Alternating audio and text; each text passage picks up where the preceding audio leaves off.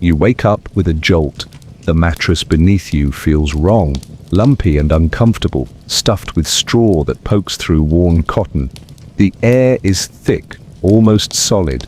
Your eyes water immediately as you take your first conscious breath. You've awakened in Victorian London. The year is 1858. Queen Victoria has been on the throne for 21 years. Charles Dickens is still writing. The British Empire spans across a quarter of the globe, and you, with your modern sensibilities, expectations, and immune system, have just been dropped into what is simultaneously one of the most advanced and most horrific cities in human history. Before we go in, like and subscribe to support the channel. Comment down below who you'd like to become in future videos. A child surviving the plague, geisha in World War II, anything. And let us know what time for you right now. It's nice to see how we're all connected in a way. Now, let's head in. The room around you is small, barely 10 feet square, the first version of Hong Kong box apartments. A threadbare blanket does little to ward off the chill that seeps through the poorly insulated walls. From somewhere below comes shouting, the crying of a baby, the clatter of iron wheels on cobblestones outside, and the smell, dear God, the smell that assaults your nostrils is like nothing you've ever experienced before. You won't survive the day, not because of time travel paradoxes or butterfly effects, but because Victorian London is actively trying to kill you in 1,000 different ways. Welcome to hell. Welcome to the greatest city in the world. Welcome to Victorian London. You probably won't last until sundown. The air you breathe, pollution and poison. You push yourself up from the straw mattress, your head spinning from the nauseating odor permeating the room. Your first instinct is to open a window, to let in some fresh air, that universal solution to any stuffy space. With trembling fingers, you manage to pry open the warped wooden frame, and that's when you make your first deadly mistake in Victorian London. The fresh air that floods in is worse, exponentially worse. It hits your lungs like a chemical weapon. Your throat constricts, your eyes burn as if splashed with acid, and you double over in a coughing fit so violent it makes your ribs ache. What you've just invited into your lungs isn't air as you know it. It's a toxic soup of coal smoke, sulfur dioxide, hydrogen sulfide, ammonia, and particulate matter so thick you could practically chew it. Taking in the London perfume, are we?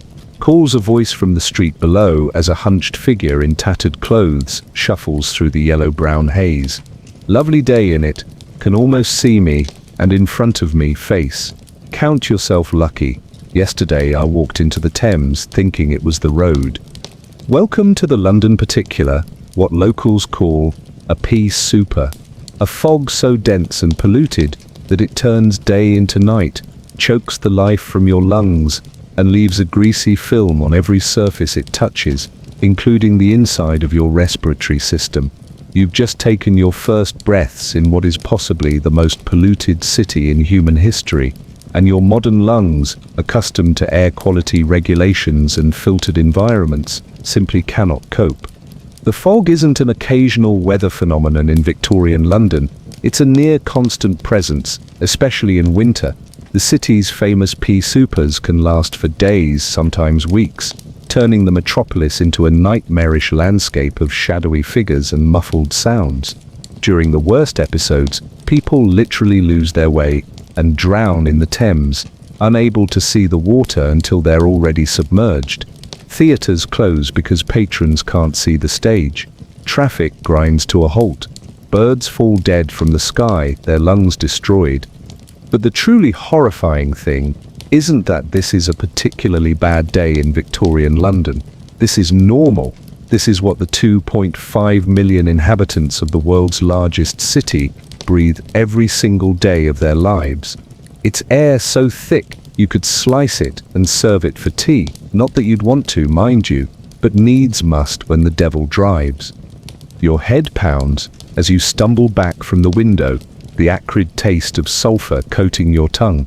You know intellectually about the Industrial Revolution, about coal-burning factories and homes, But nothing has prepared you for the reality, for air that feels like inhaling sandpaper soaked in battery acid. While you're desperately trying to catch your breath, let's examine what's actually in the air that's currently scorching your alveoli. First, there's the coal smoke. Victorian London burns coal, mountains of it. Every home, every factory, every public building, they all burn coal for heat and power. By the 1850s, London is consuming over 3.5 million tons of coal annually. That's over a ton of coal for every man, woman and child in the city. And not clean burning coal if such a thing exists, but the cheap, sulfur-rich variety that belches thick black smoke from every chimney. Progress. In it, nothing says world's most advanced civilization, quite like turning your entire metropolis into one giant fumigation chamber. Speaking of chimneys, you'll notice looking out your window that the London skyline is bristling with them. The city has tens of thousands of chimneys pumping out smoke constantly, creating a perpetual cloud that hovers over the metropolis. There are no scrubbers, no filters, no environmental regulations whatsoever. Nothing stands between the raw combustion of tons of coal and your delicate lung tissue. Why regulate when you can decorate the cityscape with a lovely shade of black? So much more slimming than all that ghastly clean Portland stone. The result? Soot everywhere. It coats buildings, turning the once pristine white of St. Paul's Cathedral and other landmarks a uniform black. It settles on clothes hanging out to dry, forcing London housewives to hang laundry in special cabinets to keep it from being ruined. It infiltrates homes, covering surfaces with a grimy film that must be constantly cleaned. And of course, it fills your lungs, gradually painting them black over time. Think of it as free interior decorating for your respiratory system. You take another painful breath and try to focus. The coal smoke is just the opening act in this grand performance of respiratory assault. Beyond that, there's the sulfur dioxide, a direct result of burning all that sulfur-rich coal. It combines with moisture in the air to form sulfuric acid. Yes, you're literally breathing acid. This is why your eyes are stinging, why your throat feels raw, why every inhalation feels like punishment. Builds character, as the Victorians might say, if they weren't too busy coughing up parts of their lungs. And if the coal wasn't enough to contend with, here comes the cavalry. Literally, the ammonia and hydrogen sulfide wafting through the air come courtesy of the thousands of horses that serve as London's primary transportation system. A working horse produces between 15 and 35 pounds of manure daily, along with several quarts of urine. Multiply that by the 300,000 horses in London, and you have over 4 million pounds of manure deposited on the streets every single day. When it rains, this toxic slurry flows into the gutters and eventually the Thames, but when it's dry, it pulverizes into dust that becomes airborne, mixing with the coal smoke to create a uniquely Victorian respiratory hell. Horse-drawn carriages, so romantic in the films, aren't they? Less charming when you're inhaling pulverized horse excrement with every breath. Your modern lungs, which have never had to develop defenses against such an onslaught, begin to spasm. You're coughing uncontrollably now, each breath a struggle, each cough exacerbating the problem by drawing more toxic air deeper into your lungs.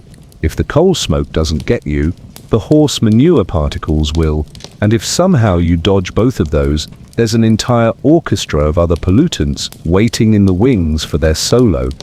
A child's voice pipes up from the street. "Oi, mister, you all right? Sounds like you got the London throat." "Me gran's got a tonic that'll fix you right up. Only killed 3 people last week." The London throat is what locals call the persistent inflammation, coughing and respiratory distress that afflicts nearly everyone. It's so common that it's not considered an illness, just a normal part of urban life, like traffic noise would be in your time. Londoners in 1858 don't know about particulate matter, or PM2.5 concentrations, but they live with the consequences every day. Many develop a characteristic London accent, partly because the constant irritation of their vocal cords produces a distinctive hoarseness. It's not Cockney you're hearing, it's chronic bronchitis. And we haven't even discussed the worst air crisis in London's history, one that's actually happening right now in the summer of 1858, as you're gasping for breath in your dingy room. Because if the smoke and horse manure weren't enough to finish you off, Mother Nature has thoughtfully provided a third line of attack. They call it the Great Stink. The Thames, that iconic river flowing through the heart of London, has effectively become an open sewer. For centuries, human waste has been dumped directly into the river, but the situation has reached catastrophic proportions. London's primitive sewage system, consisting mainly of cesspits and rudimentary drains, has been overwhelmed by the city's explosive population growth. When the cesspits fill, which they do constantly, their contents are supposed to be collected by night soil men and carted away. But there's simply too much waste and too little infrastructure. The result? Sewage goes directly into the Thames, all of it. The excrement of 2.5 million people flows untreated into the river. And in the hot summer of 1858, with temperatures unusually high and water levels low, the river has turned into a festering, putrid mass of human waste cooking under the summer sun. Venice has canals of water. London has canals of sewage. Such innovation, such progress. The smell is so overpowering that Parliament, which sits right on the Thames, has to suspend sessions. Members of the House of Commons soak curtains in chloride of lime in a desperate attempt to mask the stench. People crossing London's bridges vomit from the odour. Boats refuse to travel on the river. The wealthy flee the city entirely. Even Queen Victoria, during a river excursion, reportedly commanded her boat to turn around immediately, deciding that perhaps some royal duties could wait until the capital city of her empire smelled a bit less like the back end of a dysentery ward. You can smell it even in your room, mixing with the coal smoke and horse manure, to create what must surely be the most foul air ever breathed by humans. Each inhalation feels like a violation, an assault on your senses that your modern brain cannot process. It's as if every unpleasant smell you've ever encountered has been concentrated, multiplied, and pumped directly into your nostrils. Imagine the worst public toilet you've ever used, then add rotting fish, burning hair, and a dash of chemical warfare, and you're still not even close. This isn't just unpleasant, it's deadly. The air of Victorian London kills. It kills quickly through suffocation during the worst fogs, when the elderly and those with respiratory conditions simply stop breathing. It kills through acute bronchitis and pneumonia, infections that flourish in irritated lungs. And it kills slowly, inexorably through chronic diseases that weren't even named yet in the Victorian era. Emphysema, lung cancer, COPD. If the smoke doesn't get you today, the accumulated damage will claim you tomorrow, or next week, or next year. The air is patient, it has all the time in the world. And just when you think you've catalogued all the ways Victorian air is trying to murder you, there's more. Disease spreads through the air too. The Victorians don't yet fully understand germ theory, although pioneers like John Snow are making progress. But the air you're breathing is laden with bacteria and viruses. Tuberculosis consumption, as it's commonly known, is rampant, killing 1 in 4 Londoners. Its bacteria float in the microscopic water droplets all around you, waiting to find a home in your lungs. It's like a lethal game of tag where you're constantly it, and death is always chasing you. Ollie, ollie, oxen free, indeed. You stagger over to a cracked mirror hanging on the wall, and barely recognize the reflection. Your eyes are red-rimmed and streaming. Your face is already developing a grimy pallor from just minutes of exposure to London's air. You wipe your nose on your sleeve and are shocked to see that the mucus is black, your body's desperate attempt to filter what you're breathing. Congratulations! You've just discovered a new form of coal mining, the kind you do with your own respiratory system. Out in the street, life goes on. Londoners have adapted as best they can to this invisible killer that stalks them with every breath. You notice that many wear scarves over their mouths and noses, not understanding the science of particulate filtration, but instinctively trying to protect themselves. Others carry posies of flowers to mask the stench. The originals smell the roses, not the sewage approach. The wealthy might own an early respirator, basically a sponge in a metal case that fits over the nose and mouth, soaked in lime or charcoal to filter the worst of the pollution. Fashion and function, Victorian style. Nothing says I'm rich, quite like being able to breathe slightly less poisonous air than the commoners. None of it is particularly effective. Victorian Londoners simply accept respiratory illness as part of life. Children are born with asthma, develop chronic bronchitis before they can walk, and often die before reaching adulthood from lung infections that modern antibiotics would easily cure.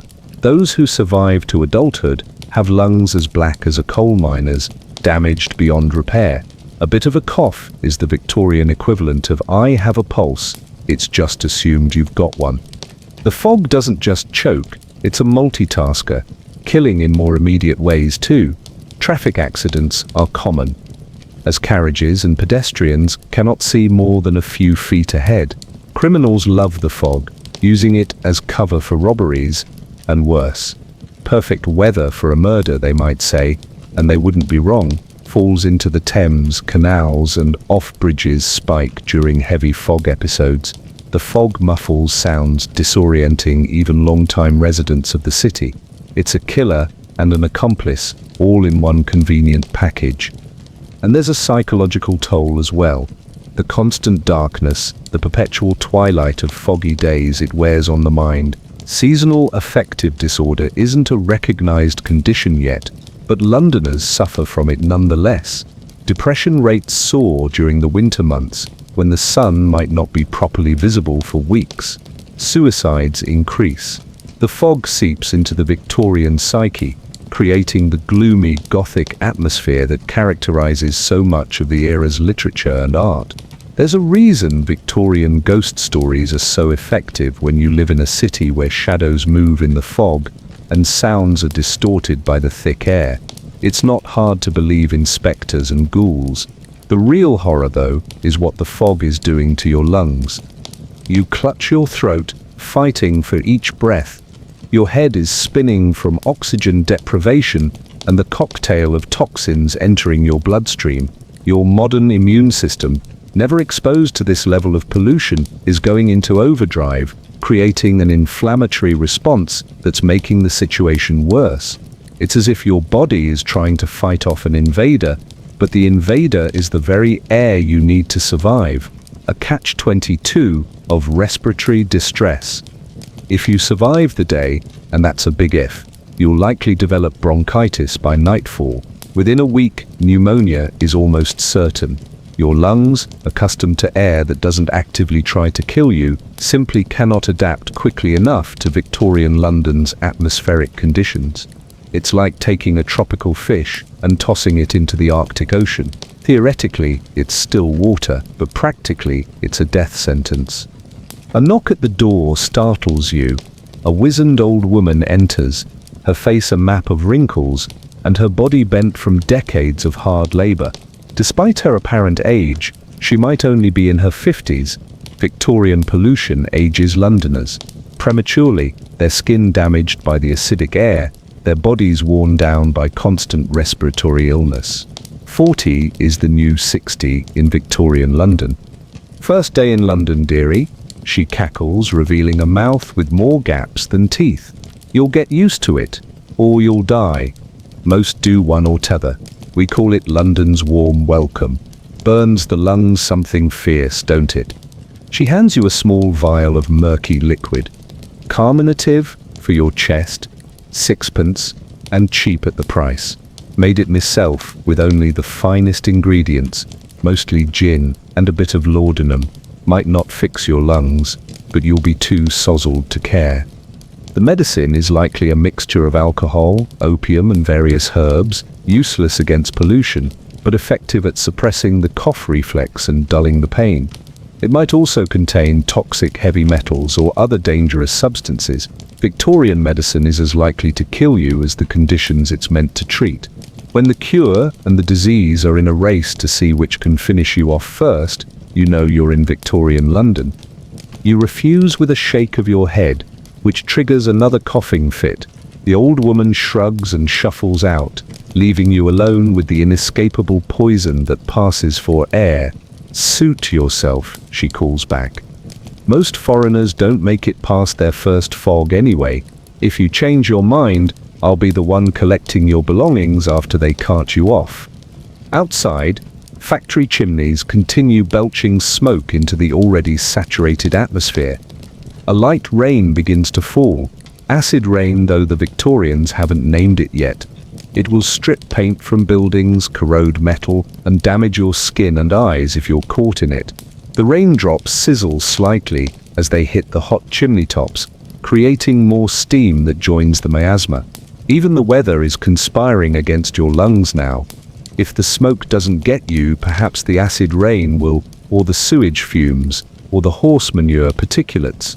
Victorian London is nothing if not thorough in its attempts to suffocate you. The morning fog is beginning to lift slightly, not because the air is clearing, but because the temperature is rising, changing the density of the toxic cloud rather than dispersing it. Through your window, you can make out the shadowy forms of people going about their daily business, apparently unaffected by what your body recognizes as a lethal environment. A group of children plays in the street, their laughter interrupted by occasional coughing fits that they don't even seem to notice.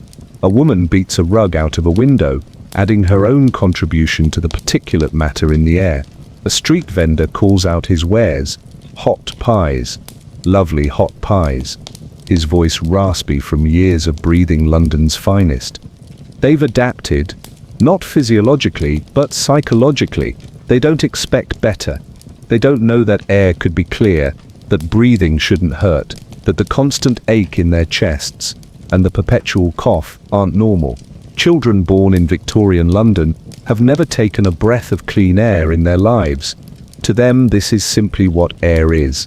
A toxic, visible substance that happens to keep you alive while simultaneously trying to kill you. Bit of a love-hate relationship with breathing we Londoners have, they might say, if they could speak without coughing. You, though, you know what you're missing. Your body knows it's being poisoned.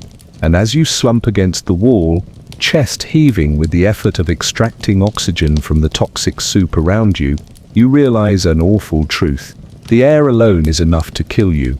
You haven't eaten anything, haven't drunk the water, haven't encountered disease or crime or any of the 1,000 other daily hazards of Victorian London. Just breathing is sufficient to end your life. As you fight to control your coughing, a terrible realization dawns on you. The air is just the first line of attack. If somehow you manage to adapt to the toxic atmosphere, if your lungs don't simply give up and collapse, there are plenty of other Victorian delights waiting to finish the job. You've only encountered the most obvious killer so far. The day is young, and Victorian London has an arsenal of deadly experiences lined up for you. The rumbling in your stomach interrupts your respiratory crisis with a reminder that, poisonous air aside, you're going to need to eat and drink something soon. You haven't had anything since you mysteriously arrived in this nightmare city, and your body is demanding sustenance. And that's where your next deadly encounter with Victorian London awaits. If you think the air is trying to kill you, wait until you see what passes for food and water in the world's most advanced city, circa 1858. Because in Victorian London, what you put into your body is just as deadly as what you breathe, except the air might kill you quickly, while the food and water prefer to take their time, drawing out your suffering with a creative array of adulterants, bacteria, and toxic additives that would make a modern food safety inspector faint-dead away. Out of the frying pan and into the fire, more like out of the toxic smog and into the poisoned well. And this particular well contains more than just water. It contains your next dance with death in Victorian London. 2. The food and water would literally kill you. Your stomach growls loudly. a primal reminder that despite the toxic air slowly dissolving your lungs, you still need sustenance to survive. The irony isn't lost on you. Escape the poisonous atmosphere and succumb to what's on your plate instead. Welcome to Victorian London's deadly dining experience, where the menu features choking smog for starters and something far worse for the main course. You venture downstairs, clutching the handrail of a staircase that creaks ominously with each step. The ground floor of the boarding house is marginally less foul-smelling than your room, though that's rather like saying that being stabbed is marginally less painful than being shot. The difference exists only in academic terms. A surly-looking woman stands behind a counter in what appears to be a communal eating area. Several other lodgers, all men with the hollow-cheeked, grey-skinned look of the perpetually malnourished, hunch over bowls of something that steams unappetizingly. Breakfast is a penny. The woman barks at you. Pay first or clear out. You fumble in your pockets, somehow finding a few Victorian coins. The woman snatches a penny from your palm and ladles a generous serving of grey sludge into a chipped bowl. Porridge, she says, though it bears little resemblance to anything you'd recognize by that name. Tea's halfpenny extra. The porridge, if that's indeed what it is, sits before you in a congealing mass. It's an unsettling shade of grey, with specks of something suspended throughout. A strange, acrid smell wafts up from it. You've heard about Victorian food adulteration, about the chemicals and fillers used to stretch food supplies and increase profits, but seeing it, smelling it, is something else entirely. What's in this, you ask, poking at the substance with a tarnished spoon. The landlady snorts. Oats, obviously, bitter water, touch o' alum to whiten it up nice. Maybe some plaster of Paris to give it body. Not that you'd notice the difference. Quality breakfast. That is, Lord Mayor himself. Don't eat better. I'll wager. Your modern food safety alarms are screaming. Illumined and sulfate is a clarifying agent used in Victorian England to make bread and other foods appear whiter and therefore purer. It's also toxic in large quantities, causing nausea, vomiting, and intestinal inflammation. Plaster of Paris, calcium sulfate, was commonly used as a food adulterant to add weight and volume. It's quite literally wall plaster, the same stuff used to make building materials and casts for broken limbs, and these are just the additives she's admitting to. The tea she places before you is no more reassuring. It's a murky brown with an oily film floating on its surface. The Victorians were notorious for adulterating tea with everything from sheep dung to copper carbonate. The latter was used to make used tea leaves look fresh again so they could be resold. That's right. You might be drinking someone else's already consumed tea, refreshed, with a toxic metal compound known to cause liver damage. Fancy a cuppa now. Your fellow diners seem unbothered by the questionable nature of their meal. They're too hungry to care, shoveling the toxic porridge into their mouths with the mechanical efficiency of factory workers. Food is fuel, nothing more, especially for the working poor of Victorian London. It's what keeps you alive today so you can work tomorrow. Quality and safety be damned. Go on then, the landlady urges. It ain't getting any warmer, and there's others waiting. Grimacing, you take a tentative spoonful of the porridge. The taste is indescribable. Not oats as you know them, but something starchy and vaguely bitter, with a chemical aftertaste that coats your tongue unpleasantly. The texture is wrong too, gritty in places, slimmerly smooth in others. But it's either this or nothing, and your body needs calories to fight off the respiratory distress that's already settling into your chest from your brief exposure to London's air. Not bad, is it? Says a man across the table, misinterpreting your expression of horror for one of surprise. Old May Higgins here runs a quality establishment. She does. I stayed at a place on Cable Street where the porridge had sawdust in it. Actual sawdust. And they charged tuppence. Highway robbery, that was. You could taste the wood. You force yourself to swallow the porridge, feeling it slide down your throat like wet cement. It sits heavily in your stomach, a ball of questionable ingredients that your modern digestive system has never encountered before. Already, you can feel it beginning to rebel. The tea is no better, bitter and metallic tasting, with a strange sweetness that doesn't come from any sugar you've ever tasted. That's because it probably isn't sugar at all, but rather lead acetate, known in Victorian times as sugar of lead. It was used as a sweetener despite being, as the name clearly indicates, made of lead. The Romans did the same thing to sweeten wine, which likely contributed to the fall of their empire through widespread lead poisoning.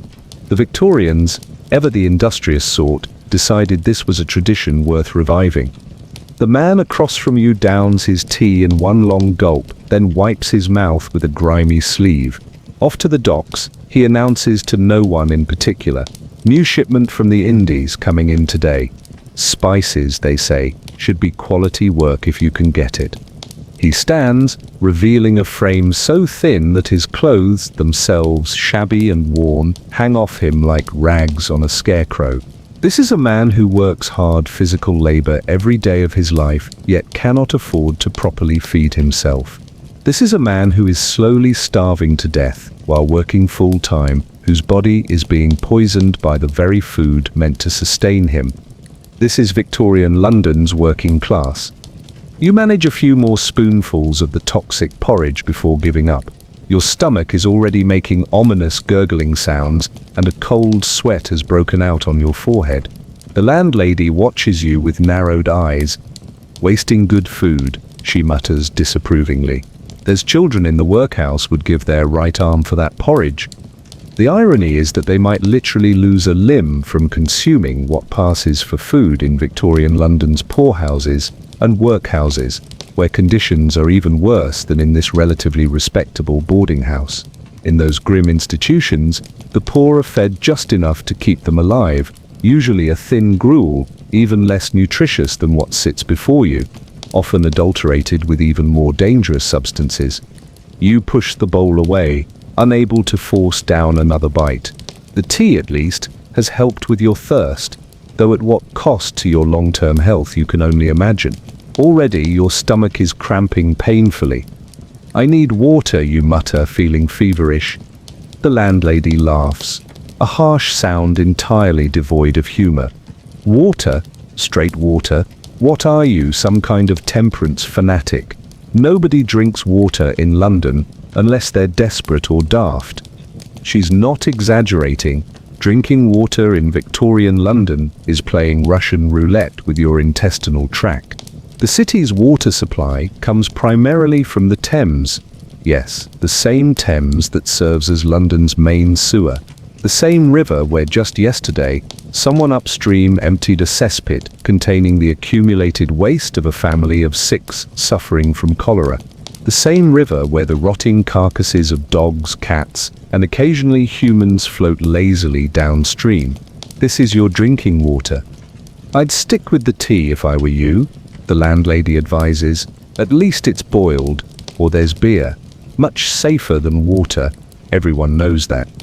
She's right, in a twisted way. The alcohol in beer does kill some bacteria, making it marginally safer than untreated water. This is why even children drink beer in Victorian London, not for the alcohol content, but because it's less likely to cause immediate, explosive diarrhea than the water. Small beer, a weak brew with low alcohol content, is a staple beverage for all ages. It's safer than water, but creates a population in a constant state of mild intoxication. Progress, Victorian style. Of course, if you want something stronger, London has you covered there too. Gin shops and pubs dot every street corner, offering temporary escape from the grim realities of Victorian life. The gin is cheap, potent, and often adulterated with turpentine, sulfuric acid, or other industrial chemicals to give it more kick. It will certainly make you forget your troubles, mainly because it might blind or kill you first. But let's say you're feeling brave or foolish, and insist on plain water. Where would it come from? By 1858, London has a rudimentary piped water system, but it's far from universal and even farther from safe. If you're lucky enough to have piped water in your building, and in a cheap boarding house, that's unlikely. It probably comes directly from the Thames or from one of London's many wells, most of which are contaminated by seepage from nearby cesspits. The concept of treating water before consumption is in its infancy. Filtration through sand exists, but isn't widely implemented. Chlorination is decades away. The water that comes out of the pipes, when it comes at all, as service is often intermittent, is cloudy, foul-smelling, and teeming with bacteria. If you don't have piped water, you'll join the throngs at public pumps and fountains, filling buckets and jugs with water of questionable origin and carrying it home. The most famous water pump in London history is the Broad Street pump, which was identified by Dr. John Snow in 1854 as the source of a cholera outbreak that killed over 600 people. The pump was drawing water from a well contaminated by a nearby cesspit. When the handle was removed, the outbreak subsided, a breakthrough in epidemiology but hardly a comprehensive solution to London's water problems. You stumble out of the boarding house, your stomach churning from the toxic breakfast. The streets are coming to life now, filled with vendors selling food from carts and stalls. Perhaps there's something here that won't poison you, something fresh and unadulterated. Your optimism is touching. It's also entirely misplaced. Here's a man selling meat pies from a tray suspended around his neck. The pies look appetizing enough, golden brown, and still steaming, but the meat inside could be literally anything: horse, dog, cat, rat, or if you're extraordinarily lucky, actual beef, though probably from a cow that died of natural causes rather than being properly slaughtered. Meat from diseased animals is routinely sold in Victorian London. Tuberculosis, anthrax, foot and mouth disease. If it killed the animal, it can kill you too, but that won't stop butchers from selling the meat at a discount. And even if the meat started out relatively wholesome, it's almost certainly tainted by now. There's no refrigeration. In summer, meat begins to spoil within hours. The smell, that ammoniac tang of decay, is masked with spices or chemicals. A common practice is to rub rotting meat with borax, a household cleaner, to disguise both the smell and the appearance of putrefaction. It doesn't kill the bacteria, of course. It just prevents you from detecting them until they're multiplying happily in your intestines. Moving on, there's a woman selling bread from a basket. Bread, at least, should be safe. Right? Wrong again. Victorian bread is a chemical wonder, and not in a good way. The demand for white bread, considered more refined than brown, leads bakers to add all sorts of substances to their flour to make it appear whiter: chalk, alum, bone ash, and even lead carbonate. The latter, also known as white lead, is the same substance used in paint. It's extremely toxic, causing brain damage, seizures, and death. But at least the bread is filling, or seems to be, to increase the weight of a loaf. Sold by the pound, bakers might add plaster of Paris, pipe clay, or even ground animal bones. You're literally eating the equivalent of wall plaster with a side of industrial waste. Dairy products? Just as bad. Milk comes from cows kept in urban dairies, filthy places where the animals are packed in tightly and fed on brewery waste. The milk itself is routinely watered down to increase volume, then whitened with chalk, thickened with starch, and preserved with formaldehyde. Yes, the embalming fluid. It's then carried through the streets in open pails, gathering soot, dust, and bacteria along the way. Butter is adulterated with tallow, lard, or more imaginative substances like melted yellow wax or even mashed potatoes to increase volume. Cheese might contain red lead for coloring. Pickles get their vibrant green from copper sulfate, a corrosive substance that causes liver and kidney damage. Sweets and candies, beloved by Victorian children, are perhaps the most terrifying of all. They contain aniline dyes, derived from coal tar, that are highly toxic, but produce vibrant colors. The red candy that looks so appealing, colored with mercuric sulfide. The green, copper arsenite, that lovely shade of yellow, probably lead chromate. These aren't trace contaminants, they're primary ingredients, added deliberately to make the sweets more appealing. The smell of frying fish draws your attention to another stall, fish and chips, that most British of meals is becoming popular in the Victorian era. But the fish has likely been sitting unrefrigerated for days, possibly treated with borax or soaked in soda solution to mask the smell of decay. The oil it's fried in is used over and over until it's practically solid, a breeding ground for bacteria and carcinogens.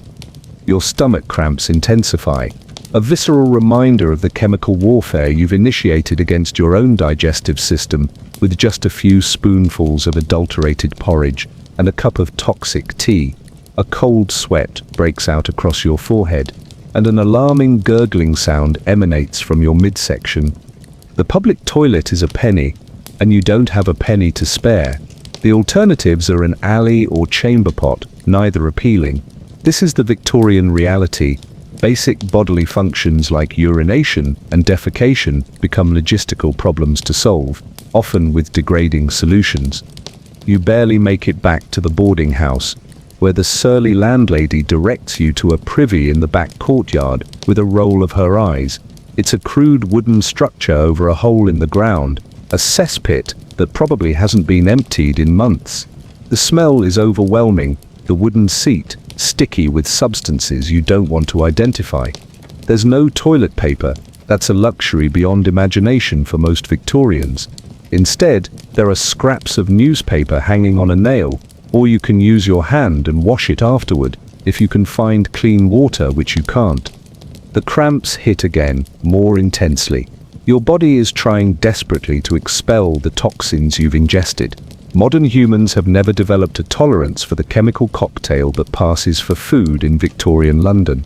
Your gut flora, accustomed to relatively clean and regulated food, is now in open revolt against the invasion of foreign substances and bacteria. This is how cholera starts, with cramps and diarrhea that quickly escalate to vomiting, fever, and severe dehydration. Death from cholera can occur within hours of the first symptoms. The disease killed tens of thousands of Londoners in repeated epidemics throughout the Victorian era. It spreads through contaminated water, the same water used to prepare your food, make your tea, and wash the utensils you eat with. But cholera isn't the only threat lurking in Victorian food and water. There's typhoid, dysentery, scarlet fever, and dozens of other bacterial infections waiting to colonize your intestinal tract. There's chemical poisoning from the adulterants, lead, copper, arsenic, mercury, that accumulate in your system with every bite and sip. There's parasitic infection from undercooked meat or contaminated vegetables. And here's the truly terrifying part. Nobody is regulating any of this. The concept of food safety is in its infancy. The first meaningful legislation against food adulteration, the Food and Drug Act, won't be passed until 1860, and even then, it will be minimally enforced and easily circumvented. The sellers aren't necessarily being malicious.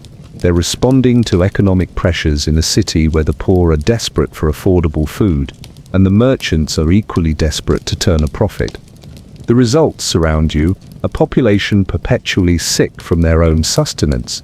Chronic diarrhea is so common it's not even considered an illness. Stomachaches are a normal part of digestion. Vomiting after meals is unremarkable. Children's growth is stunted by malnutrition, even in families that seem to be eating enough calories. Adults age prematurely, their bodies worn down by years of processing toxic substances that their kidneys and livers were never designed to filter. You emerge from the privy, pale and sweating, your body weakened by its first encounter with Victorian cuisine. And this is just the beginning. Every meal, every drink, every morsel that passes your lips in this city is a gamble, Russian roulette with your digestive system, where the chambers are loaded with everything from mild discomfort to agonizing death. A street vendor passes by, calling out, "Oysters! Fresh oysters!" The shellfish he's selling were likely harvested from the Thames estuary, marinating in raw sewage before being transported without refrigeration to London and sold from an uncovered cart that's been sitting in the sun for hours. They're a popular food among the working class, cheap protein that doesn't need cooking. They're also a perfect delivery system for typhoid, hepatitis, and a host of other waterborne diseases. "You look like death warmed over," observes a passing gentleman, tipping his hat politely. "New to London, I take it?" You nod weakly. Thought as much. It's the water that gets the newcomers, or the milk, or the meat, or pretty much anything edible, come to think of it. He chuckles, apparently finding your distress amusing. You'll either adapt or expire. London's rather efficient that way, natural selection in action. What? He strolls away, swinging a cane jauntily. His well-fed appearance and fine clothes mark him as middle or upper class, someone who can afford slightly better quality food, though even the wealthy aren't immune to adulteration and contamination. The difference is that they might get actual beef in their pies rather than stray cat, and their milk might only be watered down slightly instead of being mostly chalk solution. The landlady appears at the boarding house door. "If you're done fertilizing my garden," she calls, referring to the cesspit you've just contributed to, "there's work to be found down at the docks.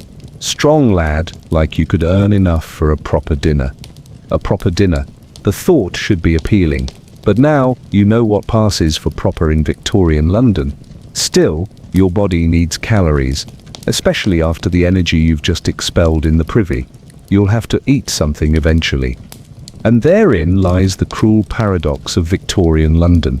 The very substances you need to survive, food and water, are actively trying to kill you.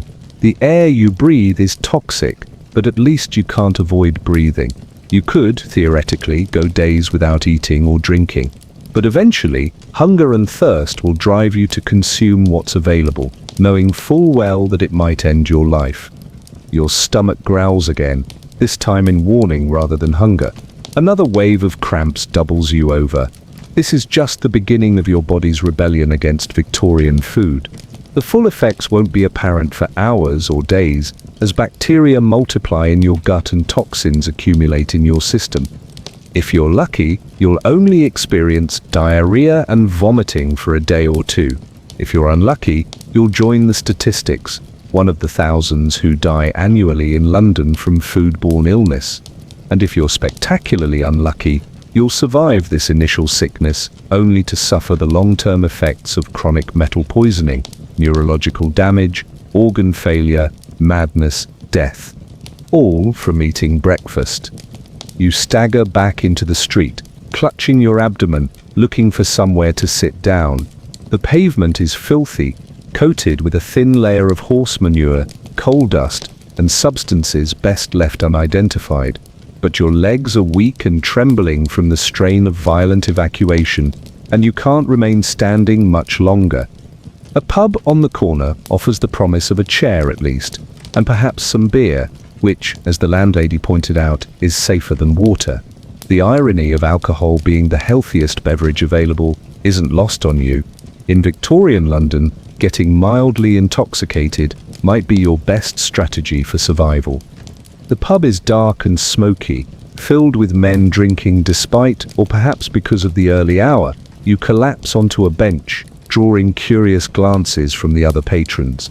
The barman, a bulbous-nosed individual with forearms like hams, eyes you suspiciously. What'll it be? Beer, you mutter. The safest you've got. He chuckles. Safe, is it? This ain't the Temperance League, mate. But if it's safety you're after, he draws a pint from a barrel behind the bar. The liquid is dark, cloudy, and unappealing, but it smells better than anything else you've encountered in London so far. You take a cautious sip. It's warm, refrigeration being a luxury beyond imagining for most establishments, and has a strange, slightly sour taste. But it doesn't immediately trigger nausea, which at this point is the highest praise you can offer any Victorian consumable. Porter, the barman explains unnecessarily. breakfast of champions. And in a twisted way, he's right. The mildly alcoholic beverage is probably delivering more nutrition and fewer toxins than the porridge you attempted to eat earlier. The alcohol content, while not high enough to inebriate, is sufficient to kill some bacteria. The brewing process involves boiling, which eliminates even more pathogens. The grains provide calories and even some vitamins. In Victorian London, beer isn't just a recreational drink, it's a survival strategy. But even beer isn't entirely safe. Adulteration runs rampant in the brewing industry. Cheaper beers might contain additives like molasses to add color, Cocculus indicus, a poisonous plant that enhances the intoxicating effect, or even strychnine, rat poison, added for bitterness. The practice is so common that the term beer doctors emerges to describe individuals who specialize in disguising bad beer through chemical additives. You take another sip, wondering what exactly you're ingesting, but too exhausted and dehydrated to care. Your stomach, momentarily calmed, is now churning again, a protest against whatever toxins lurk in your supposedly safe beer.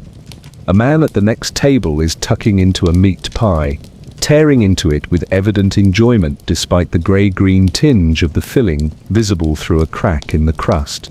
Your nausea returns with a vengeance at the sight. "Not hungry?"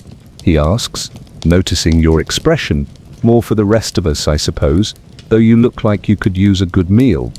"I ate at the boarding house," you explain weakly. He winces sympathetically. "Say no more. May Higgins' cooking would kill a sewer rat," which is ironic, since that's probably what she's serving. He laughs at his own joke, then offers you a bite of his pie. You decline hastily, wondering if he realizes what he's actually eating. Probably not. Ignorance is more than bliss in Victorian London. It's a prerequisite for getting through the day without succumbing to existential horror. The cramps hit again, more violently this time. You break into a cold sweat, your vision blurring around the edges. This isn't just discomfort now. This is your body entering a full-blown medical crisis. The toxins in the food, the bacteria in the water, the chemicals in the beer, they're overwhelming your system, triggering an immune response that manifests as fever, cramps, and soon more explosive diarrhea. Modern humans, with our purified water and regulated food supply, have immune systems that are woefully unprepared for the onslaught of a Victorian diet. Your gut flora has never encountered most of these bacteria and has no defense against them. Your kidneys and liver, while efficient at filtering the occasional toxin, are now facing a barrage of chemicals that would qualify as biological warfare in your time. You won't last a day on this diet. Even if you somehow avoid immediate food poisoning, the long-term effects of consuming lead, mercury, copper, and arsenic in nearly everything you eat and drink will accumulate in your system, causing neurological damage, organ failure, and eventually death. And here's the truly horrifying part. This isn't some post-apocalyptic nightmare or medieval torture chamber. This is daily life in what was considered the most advanced city in the world, the capital of the most powerful empire on Earth. Millions of people lived and died eating exactly what you've just consumed. The room spins around you as fever takes hold. The barman notices your deteriorating condition and scowls. "Oi! No dying in my establishment. Bad for business it is. Take it outside if you're going to expire." You stumble to your feet, nearly collapsing as another wave of cramps hits. The beer, barely consumed, churns in your stomach along with the remnants of breakfast. You need medical attention, a doctor, a hospital, anything. But as you stagger out of the pub and into the toxic London air, you're about to discover that Victorian medicine might be the deadliest threat of all. Because when it comes to treating the illnesses caused by toxic food and contaminated water, Victorian doctors have an arsenal of cures that make the diseases themselves look merciful by comparison. Your vision blurs as fever rises, your body's desperate attempt to burn out the invaders multiplying in your gut. You vomit in the gutter, adding your contribution to the filth of London's streets. Passers-by give you a wide berth. Illness is so common here that it barely warrants notice, and helping a stranger might expose them to whatever you're carrying. You need help. You need medicine. You need a doctor. And that, in Victorian London, might be the deadliest request of all. 3. Disease and medicine. No, you can't just take Advil. You stagger through the grimy streets, doubled over with stomach cramps. The toxic air has scorched your lungs, and the adulterated food and contaminated water are waging a relentless assault on your digestive system. Victorian London has efficiently reduced you from a functioning human to a sweating, trembling wreck in mere hours. Your modern body, accustomed to clean food and purified water, has no defense against the microbial onslaught invading your system. You need medical attention, a concept that in 1858 falls somewhere between questionable and actively homicidal. A spindly man with yellowed teeth notices your distress and offers to take you to a nearby surgeon, the finest sawbones in Whitechapel, who only killed half his patients last month. His gallows humor isn't far from reality. Medical care in 1858 is a deadly gamble with odds that would make even the most desperate gambler hesitate. He helps you stagger to a weathered sign swinging above a butcher's shop. Dr. Thaddeus Blackwell, surgeon and apothecary, teeth extracted. Leeches applied, reasonable rates. The proximity to the butcher's shop is darkly appropriate. The stench of rancid fat and offal festering in summer heat mingles with your fever to create a uniquely nauseating experience. The doctor's surgery is a single room serving as examination area, operating theatre and living quarters. It's dimly lit by oil lamps, casting sinister shadows across stained walls. A wooden table dominates the center, its surface deeply scored and discolored from years of procedures. Various instruments hang from hooks or sit soaking in murky solution.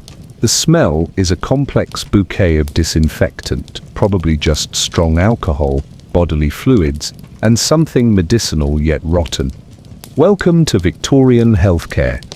Before we explore the horrors awaiting you on that blood-stained table, it's crucial to understand 2 fundamental points about Victorian medicine.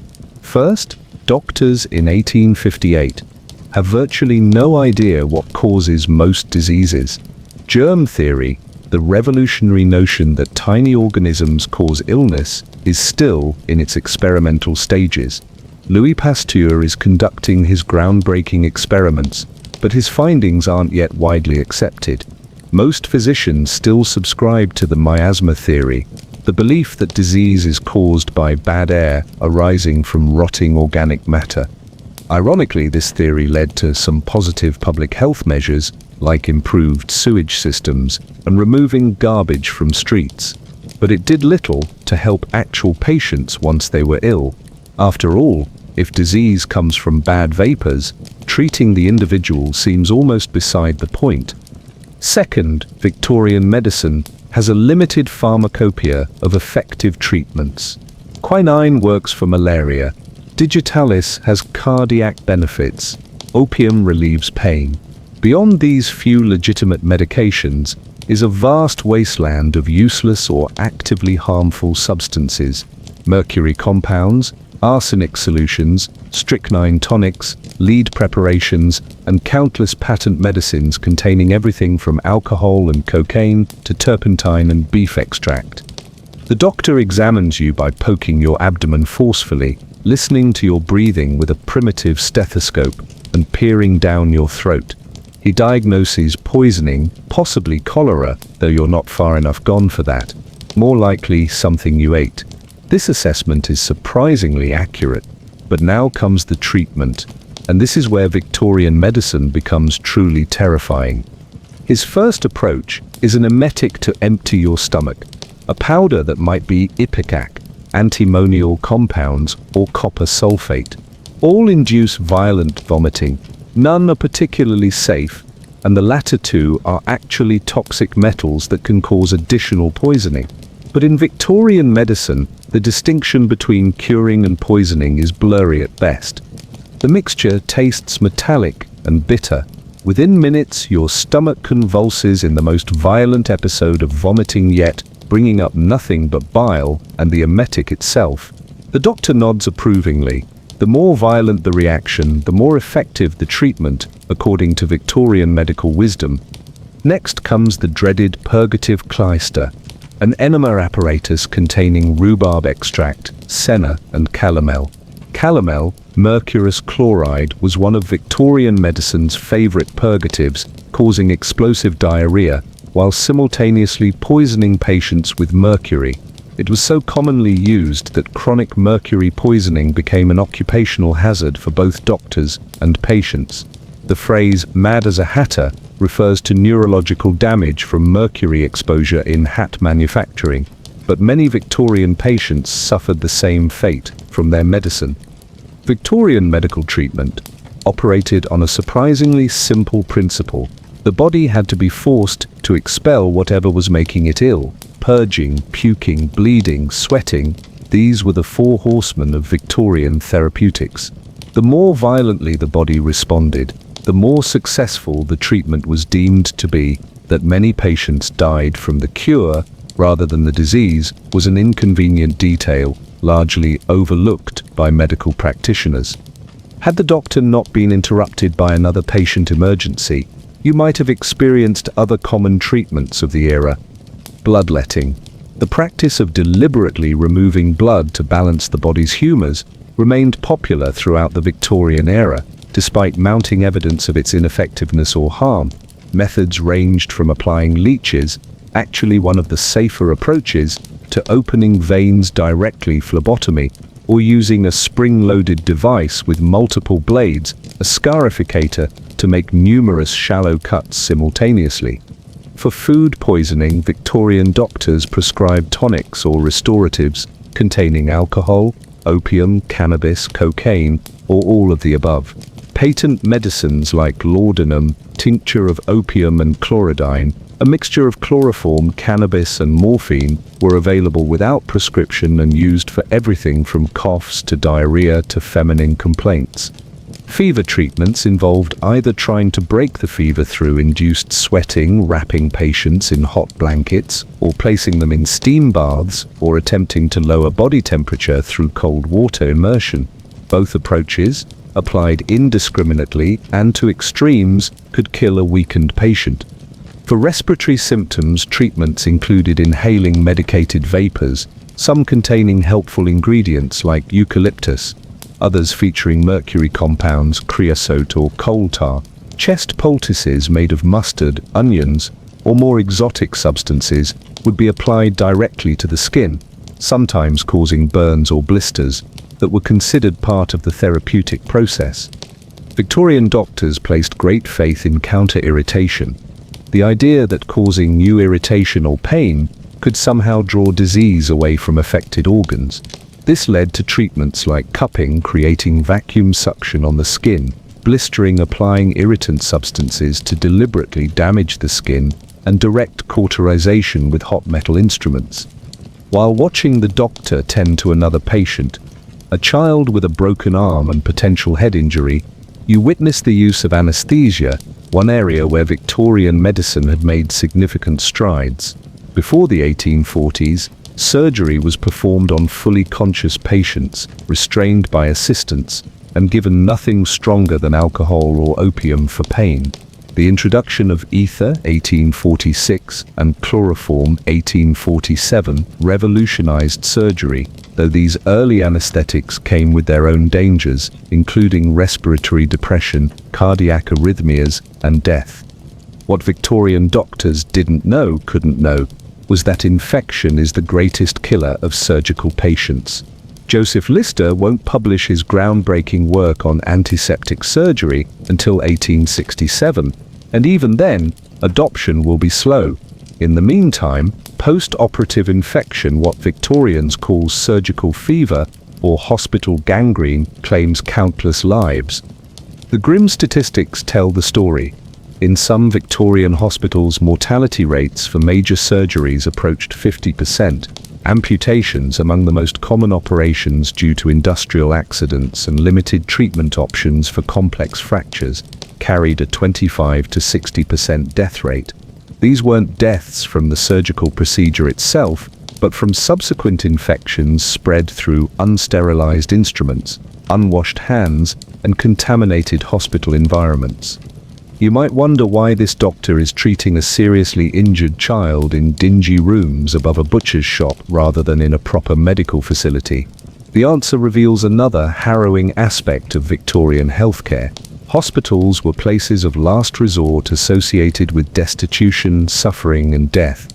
Victorian hospitals, particularly those serving the poor, were overcrowded, understaffed, and profoundly unhygienic. Patients were often housed in large wards with minimal separation, allowing diseases to spread rapidly. Ventilation was poor, bedding was reused without adequate cleaning, and medical waste management was primitive at best.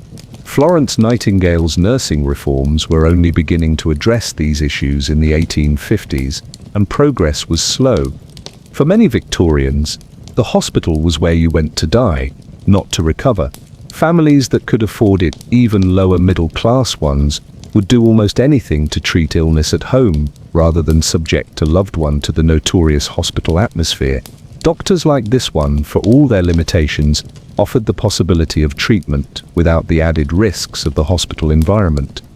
As your fever intensifies, a new symptom appears: sharp, localized pain in your lower right abdomen. Modern medicine would recognize this as possible appendicitis, warranting immediate surgical intervention in a sterile operating room. In Victorian London, appendicitis is a death sentence. The condition isn't well understood. Surgeries on the abdominal cavity are extremely high risk due to infection, and by the time symptoms are severe enough for diagnosis, rupture and peritonitis are often already occurring. You won't get a timely appendectomy with proper anesthesia and antibiotics. You'll get ineffective poultices, purgatives, and bloodletting until you either recover naturally or, more likely, die in agony. The child being treated develops complications from chloroform anesthesia, not uncommon in an era without proper monitoring equipment or resuscitation techniques. Despite frantic efforts at what we would now recognize as primitive CPR, the boy dies on the table. This too is part of Victorian medicine: the frequency of failure, the regularity of death, the inadequacy of interventions against the overwhelming forces of disease, injury, and infection. When the doctor returns his attention to you, his earlier professional demeanor has cracked, revealing exhaustion. Perhaps recognizing your weakened state, he opts for a milder approach than initially planned: a powder in water, probably a mild laxative combined with chalk to absorb toxins, and advice to rest and avoid solid food for a day or two. This surprisingly sensible recommendation, basically to let the food poisoning run its course while staying hydrated, might actually give you a better chance of survival than his aggressive treatment. It's a reminder that Victorian medicine wasn't uniformly terrible. Occasionally, doctors stumbled upon effective approaches through observation and experience, even without understanding underlying disease mechanisms. But your troubles are far from over. Your abdominal pain is worsening, your fever climbing. It could be appendicitis, cholera, typhoid, or any number of diseases rampant in Victorian London. Without antibiotics, IV fluids, or modern diagnostic tools, your survival depends largely on luck and your body's natural resilience. Consider the diseases stalking Victorian London streets. Tuberculosis, consumption, killed 1 in 6 people in England. Cholera epidemics periodically swept through the city, killing thousands in weeks. Typhoid, typhus, scarlet fever, diphtheria, smallpox, and countless other infectious diseases were constant threats. Childhood illnesses like measles and whooping cough regularly proved fatal. Venereal diseases, particularly syphilis, affected all social classes and, without effective treatment, led to horrific late-stage symptoms, including insanity, paralysis, and death. Treatment options for these conditions ranged from useless to actively harmful. Tuberculosis patients might be prescribed sea air, raw meat, and arsenic. Cholera victims received opium bleeding and mustard poultices. Typhoid sufferers endured cold baths, starvation diets, and more bleeding.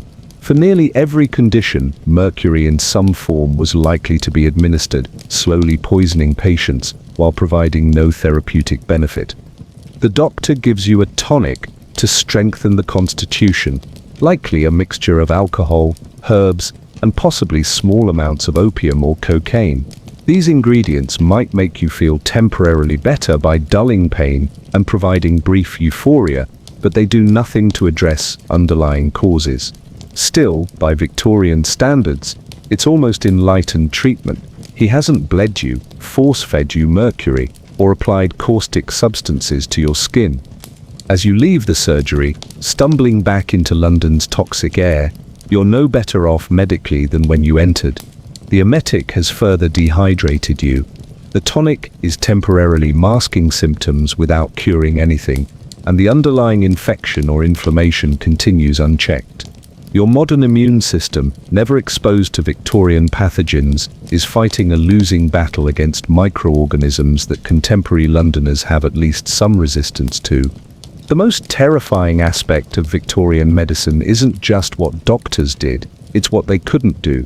No antibiotics for infections, no anti-inflammatories for pain and swelling, no intravenous fluids for dehydration, no insulin for diabetes, no antihistamines for allergic reactions, no blood pressure medications, no effective asthma treatments, no dialysis, no modern surgical techniques.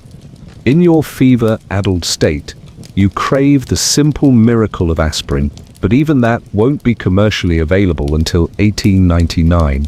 The acetyl salicylic acid that would bring down your fever, reduce your pain, and help fight inflammation is still decades away from your Victorian suffering. And let's not forget, childbirth, perhaps Victorian medicine's greatest failure. Maternal mortality hovered around 5 deaths per 1,000 births, with rates much higher in hospitals due to puerperal fever, a streptococcal infection spread by doctors' unwashed hands moving between autopsies and deliveries.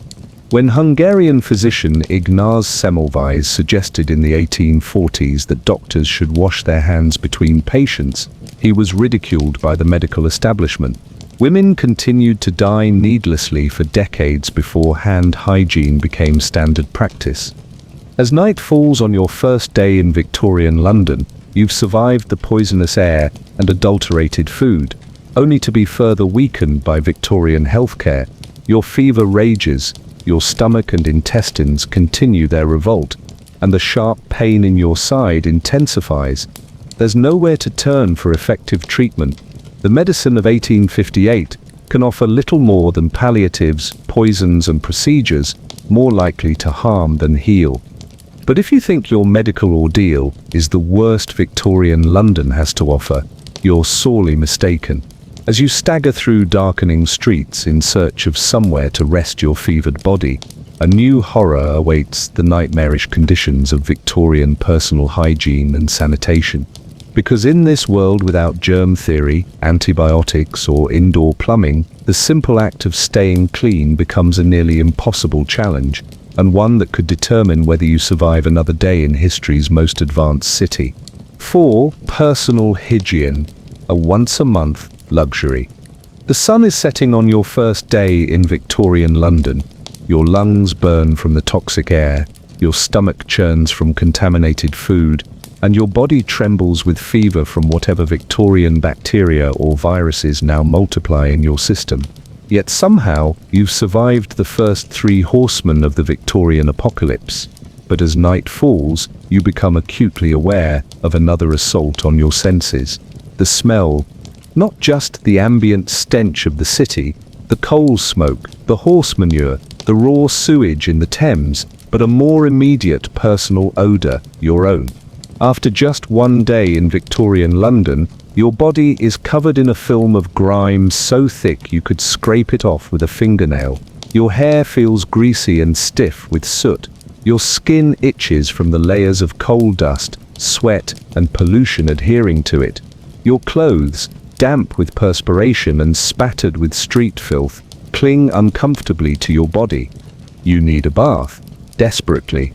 And therein lies another deadly challenge of Victorian London. Personal hygiene is a luxury few can afford, and fewer still understand the importance of. In this world before germ theory gained widespread acceptance, cleanliness is valued primarily for aesthetic and moral reasons, not as a defense against disease. And even those who desire cleanliness face nearly insurmountable obstacles to achieving it. Let's start with the basics. Where would you bathe if you're wealthy? Which, judging by your current accommodations, you clearly aren't. You might have a dedicated bathroom in your home, complete with a copper or porcelain tub. Hot water would be carried upstairs by servants, bucket by heavy bucket, heated on the kitchen range below. A proper bath could require 20 to 30 gallons. That's up to 250 pounds of water that someone had to physically transport. For the middle class, a portable tin bathtub might be set up in the kitchen, the only room in the house warm enough and with ready access to heated water. The entire family would use the same bath water in order of social importance, father first, then mother, then children from oldest to youngest, and finally the servants, if any. By the time the last person bathes, the water is cold, grey and thick with the accumulated filth of the entire household. And for the working class, the vast majority of Londoners, private bathing facilities simply don't exist. A wash basin and pitcher in the bedroom might allow for a rudimentary sponge bath, but nothing more.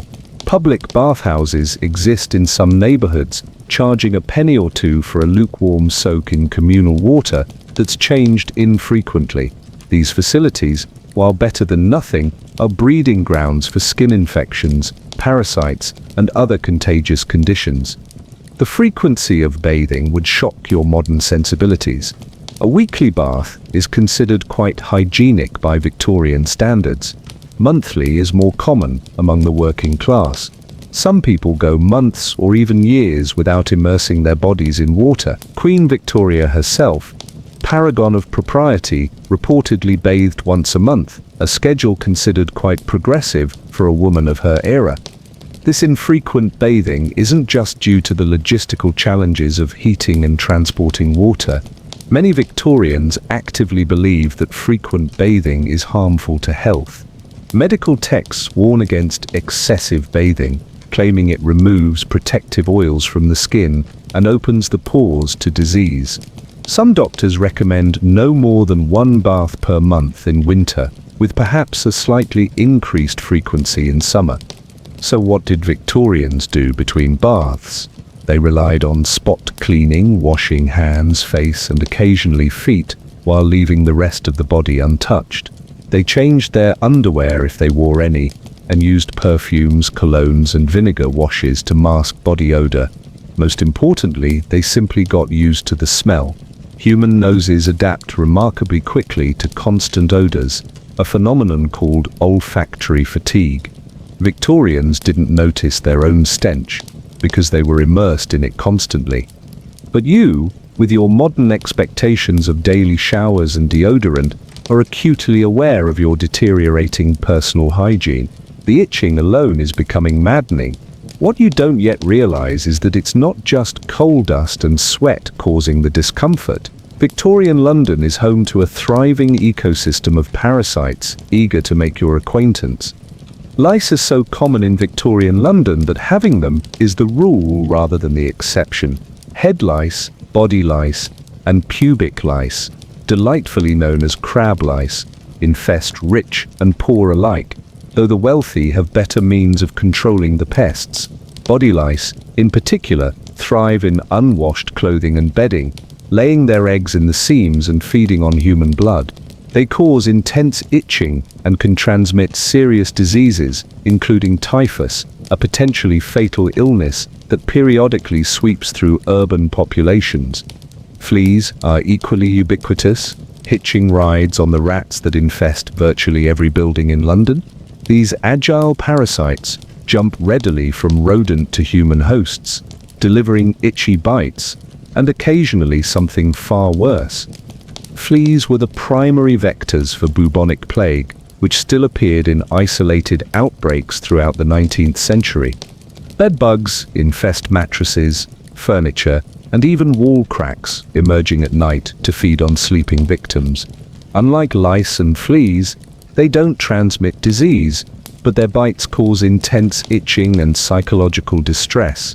Victorian beds, particularly in boarding houses and cheap lodgings, are almost guaranteed to harbor these resilient pests. Scabies, microscopic mites that burrow under the skin to lay eggs, causes a relentlessly itchy rash that can cover the entire body. Highly contagious and difficult to eliminate without modern treatments, scabies spreads rapidly in overcrowded Victorian housing and workplaces. These parasites aren't merely uncomfortable companions, they're potentially deadly in an era before effective insecticides and antibiotic treatments for secondary infections. The constant scratching breaks the skin, creating entry points for bacteria. In a world without antimicrobial soap or antibiotic ointments, even a small scratch can develop into a life-threatening infection. Speaking of infections, your modern immune system has never encountered the robust strains of bacteria thriving on Victorian skin and clothing. Impetigo, boils, carbuncles, and cellulitis run rampant among the population. Minor skin conditions that would be quickly resolved with modern antibiotics can become systemic infections in Victorian London, leading to sepsis and death. Let's assume you've managed to find a bathhouse and scrape together the pennies for a soak. The experience would be far from the relaxing, private affair you're accustomed to. Public bathhouses are noisy, crowded, and often filthy. The water may be only tepidly warm at best, downright cold at worst. Soap, a relatively expensive commodity, might be available for an additional charge, though it bears little resemblance to the gentle cleansers of your time. Victorian soap is made from animal fat and lye, harsh on the skin and unpleasantly strong smelling. Washing your hair presents another challenge. Shampoo, as you know, it doesn't exist. Victorians use soap, egg yolks, or various concoctions of herbs and oils to clean their hair, with mixed results. Conditioning products are primitive. Beer, vinegar, or lemon juice might be used to add shine after washing. Women with long hair might wash it as infrequently as once a month. Relying on vigorous brushing, 100 strokes daily, was the recommended regimen to distribute natural oils and remove surface dirt. And after your bath, you have no clean clothes to change into. Your undergarments, if you're fortunate enough to have them, are soiled with sweat and grime. Your outer clothing is stiff with embedded dirt.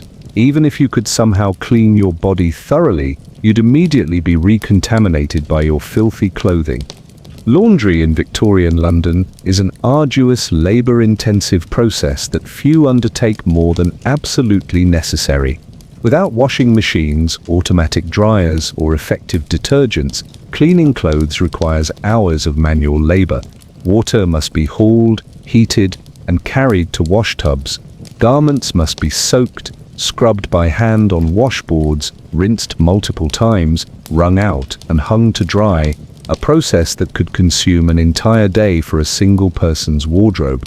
Working-class families might send their laundry out to washerwomen if they could afford it, or save it for occasional marathon washing sessions. The result? Most Victorians wear the same clothes for extended periods between washings. Outer garments might go months without cleaning. Undergarments are changed more frequently among those who can afford multiple sets, but even these might be worn for days rather than hours.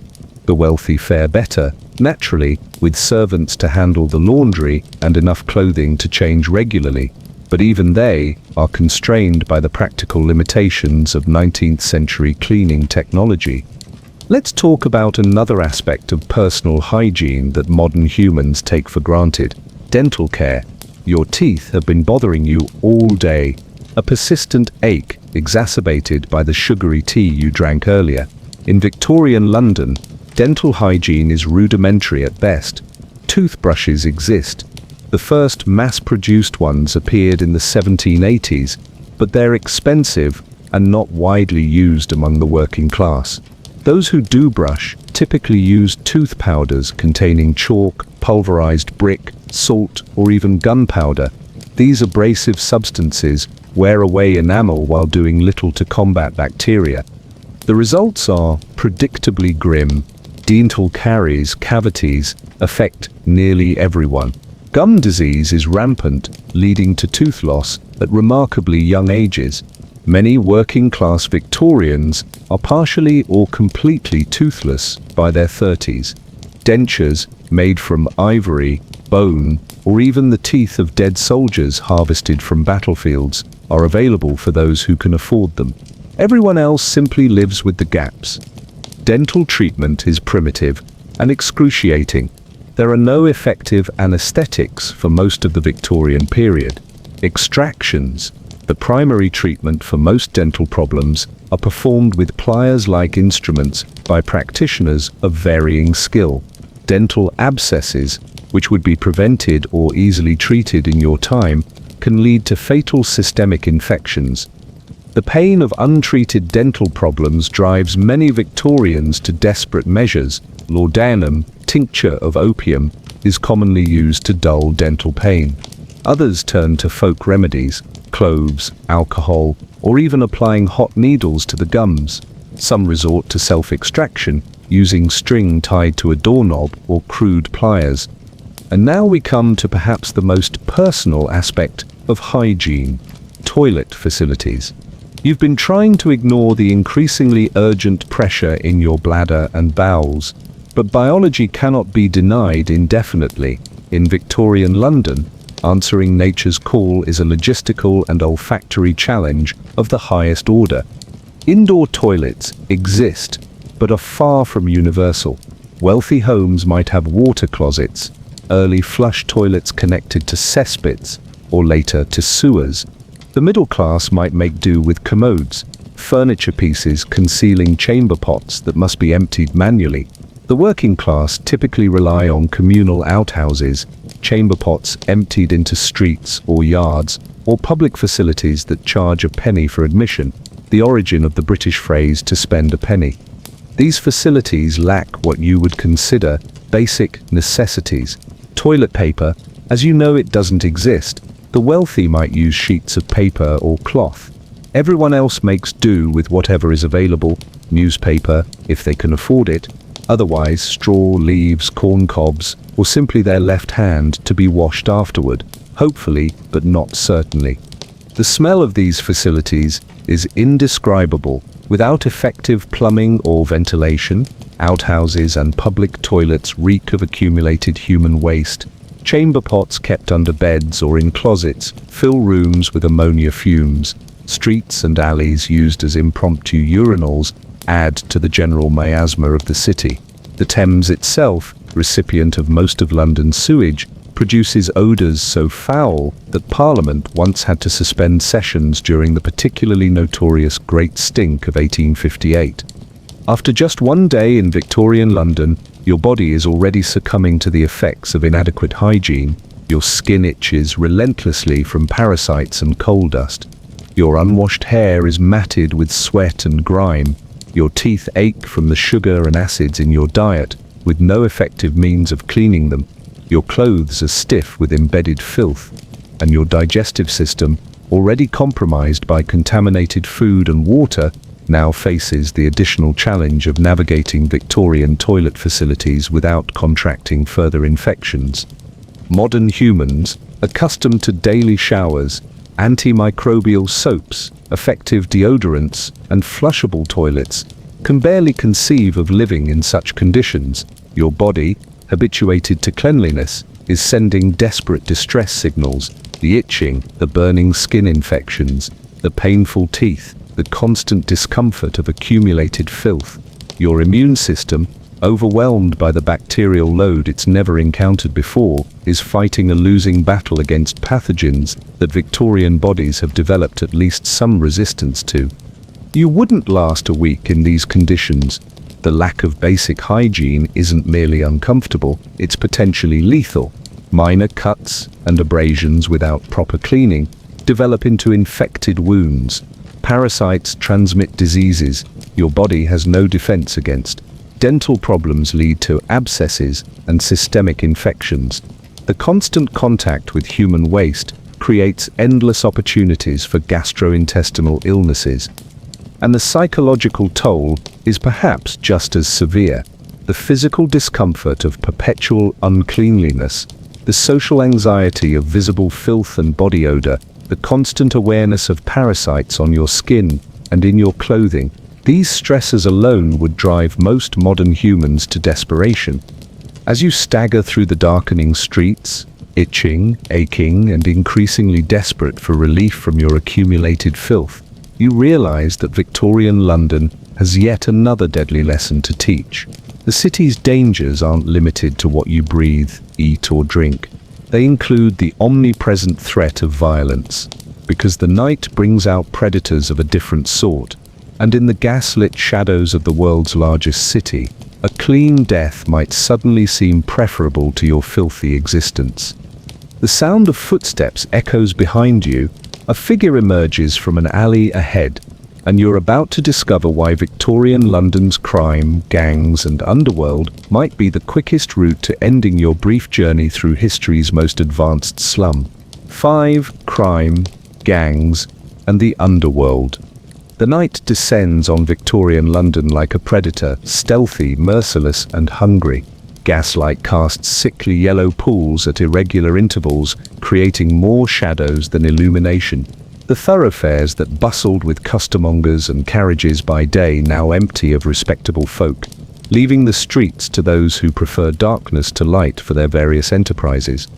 You stumble forward, fever still gripping your body, the sharp pain in your abdomen, a constant reminder of the Victorian bacteria multiplying inside you.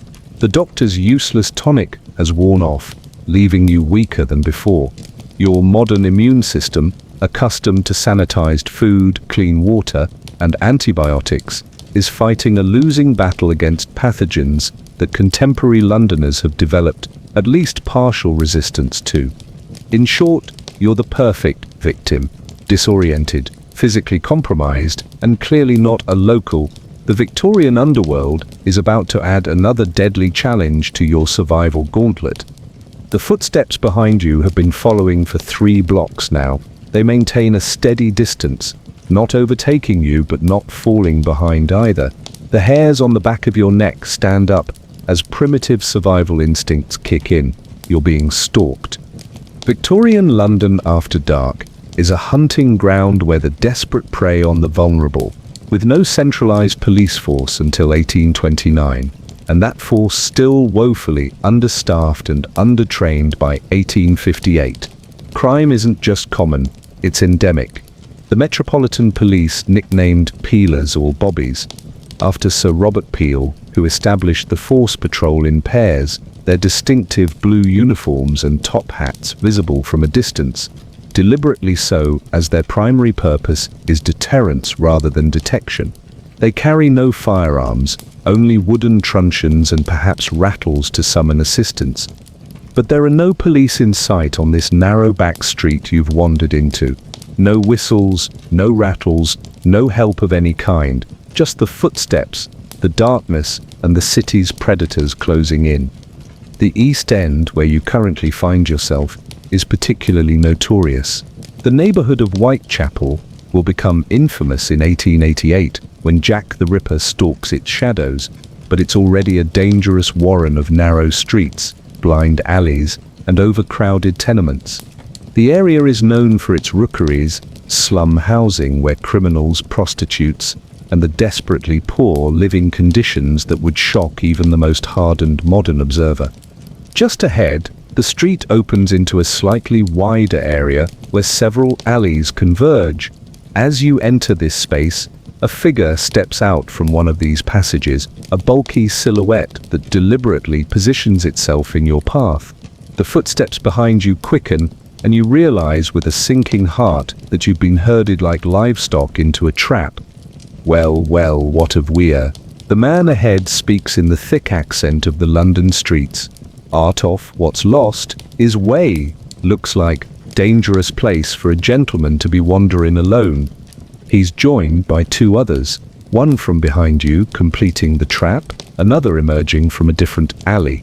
3 against 1, and you're already weakened by illness. The odds aren't in your favor.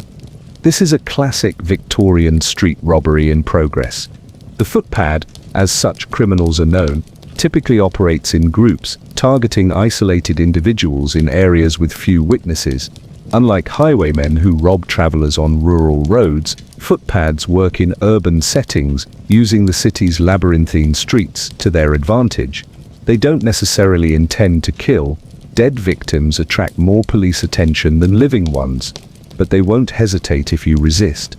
The leader steps closer, and in the dim gaslight, you catch glimpses of a face marred by pox scars, teeth missing, or rotted to blackened stumps.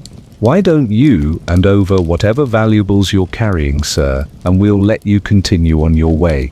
No fuss, no bother. It's a lie, of course. They'll take whatever you have and likely beat you regardless, leaving you for dead in one of London's countless invisible spaces, where bodies are sometimes not discovered for days. This kind of street crime is just the most direct manifestation of Victorian London's underworld. The city hosts a complex criminal ecosystem, from opportunistic thieves like these footpads to highly organized gangs with their own territories and specialties. The most notorious organized criminals are perhaps the swell mob professional thieves, who dress as gentlemen or ladies to blend into wealthy crowds before picking pockets or conducting elaborate confidence schemes. They operate in London's fashionable districts and transportation hubs, targeting visitors and newcomers who haven't yet developed the necessary streetwise caution. Then there are the flash houses, pubs and taverns, where criminals gather to fence stolen goods, plan operations, and recruit new members. These establishments operate under the protection of corrupt police officers who receive regular payments to look the other way. Some flash houses specialize in particular types of crime. One might cater to burglars, another to counterfeiters, a third to those involved in the flesh trade. Speaking of which, prostitution is one of Victorian London's largest criminal enterprises, employing tens of thousands of women and girls of all ages. From high-class courtesans serving nobility to desperate women selling themselves for pennies in back alleys, the sex trade is a grim reflection of limited female employment opportunities and the sexual hypocrisy of Victorian society. Most disturbing to modern sensibilities is the traffic in children, both as prostitutes and as workers in various criminal enterprises. Victorian law sets no minimum age of consent until 1875, when it's established at the shockingly low age of 13, later raised to 16 in 1885. Before these reforms, children as young as 10 or 11 are legally available and frequently exploited.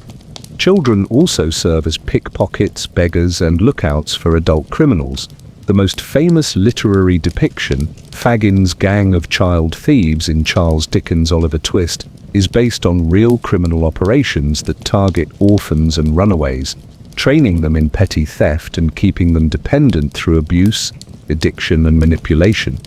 Perhaps most emblematic of childhood exploitation is the profession of climbing boys, chimney sweeps assistants who are sent up into the narrow, winding, soot-filled chimneys of London's buildings. These children, some as young as 4 years old, suffer horrific conditions including burns, respiratory diseases, twisted limbs from forced contortions, and cancer of the scrotum termed chimney sweeps cancer from constant exposure to carcinogenic soot. Despite legislation supposedly protecting these children, enforcement is lax, and the practice continues throughout much of the Victorian era. As you face the 3 footpads closing in, you're experiencing just one small corner of London's criminal underworld. Had you ventured into different areas, you might have encountered other notorious figures of the Victorian criminal landscape. Garroting gangs who strangle victims from behind while accomplices rifle through pockets. A crime so common in the 1860s that specialized anti-garroting collars became fashionable among concerned gentlemen. river pirates who prey on shipping on the Thames, sometimes murdering entire crews before making off with cargo, body snatchers or resurrection men who dig up fresh corpses to sell to medical schools for anatomical study, a practice that declined after the Anatomy Act of 1832 increased the legal supply of cadavers, but never entirely disappeared. Counterfeiters producing fake currency in hidden workshops, a crime punishable by death until 1832, and by life transportation thereafter. The criminal landscape features legendary figures as well, some real, some likely apocryphal, all contributing to London's mythology of crime. Spring-Held Jack, first reported in 1837, is said to be a demonic figure capable of extraordinary leaps, breathing blue flames, and sporting claws for hands. While probably more urban legend than reality, the panic surrounding this figure speaks to the very real fear of street violence among Londoners.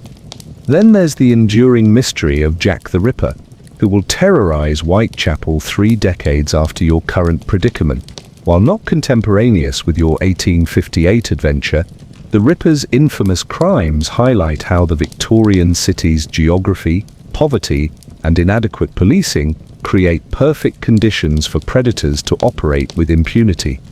The footpads are growing impatient with your hesitation. The leader produces a knife, a simple but effective weapon that glints dully in the gaslight.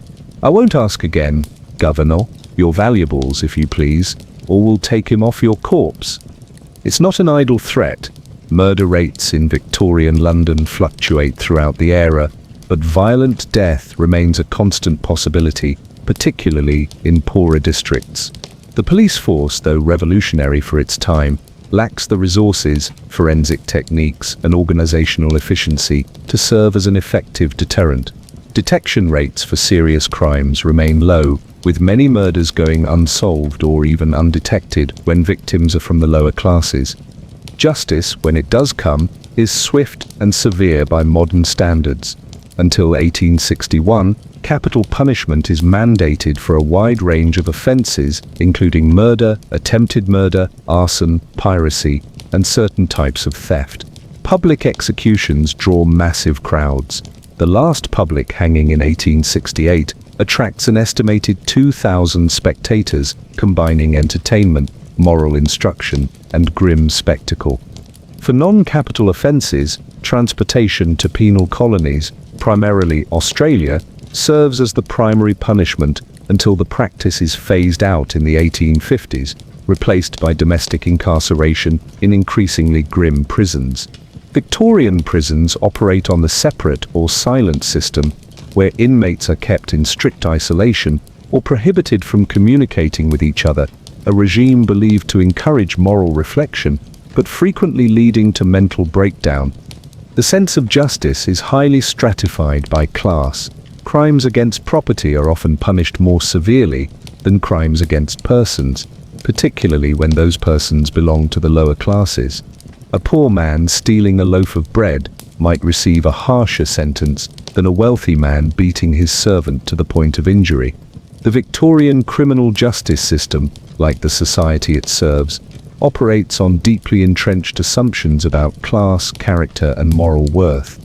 As the footpads close in, preparing to relieve you of whatever meager possessions you might have, a shrill whistle pierces the night.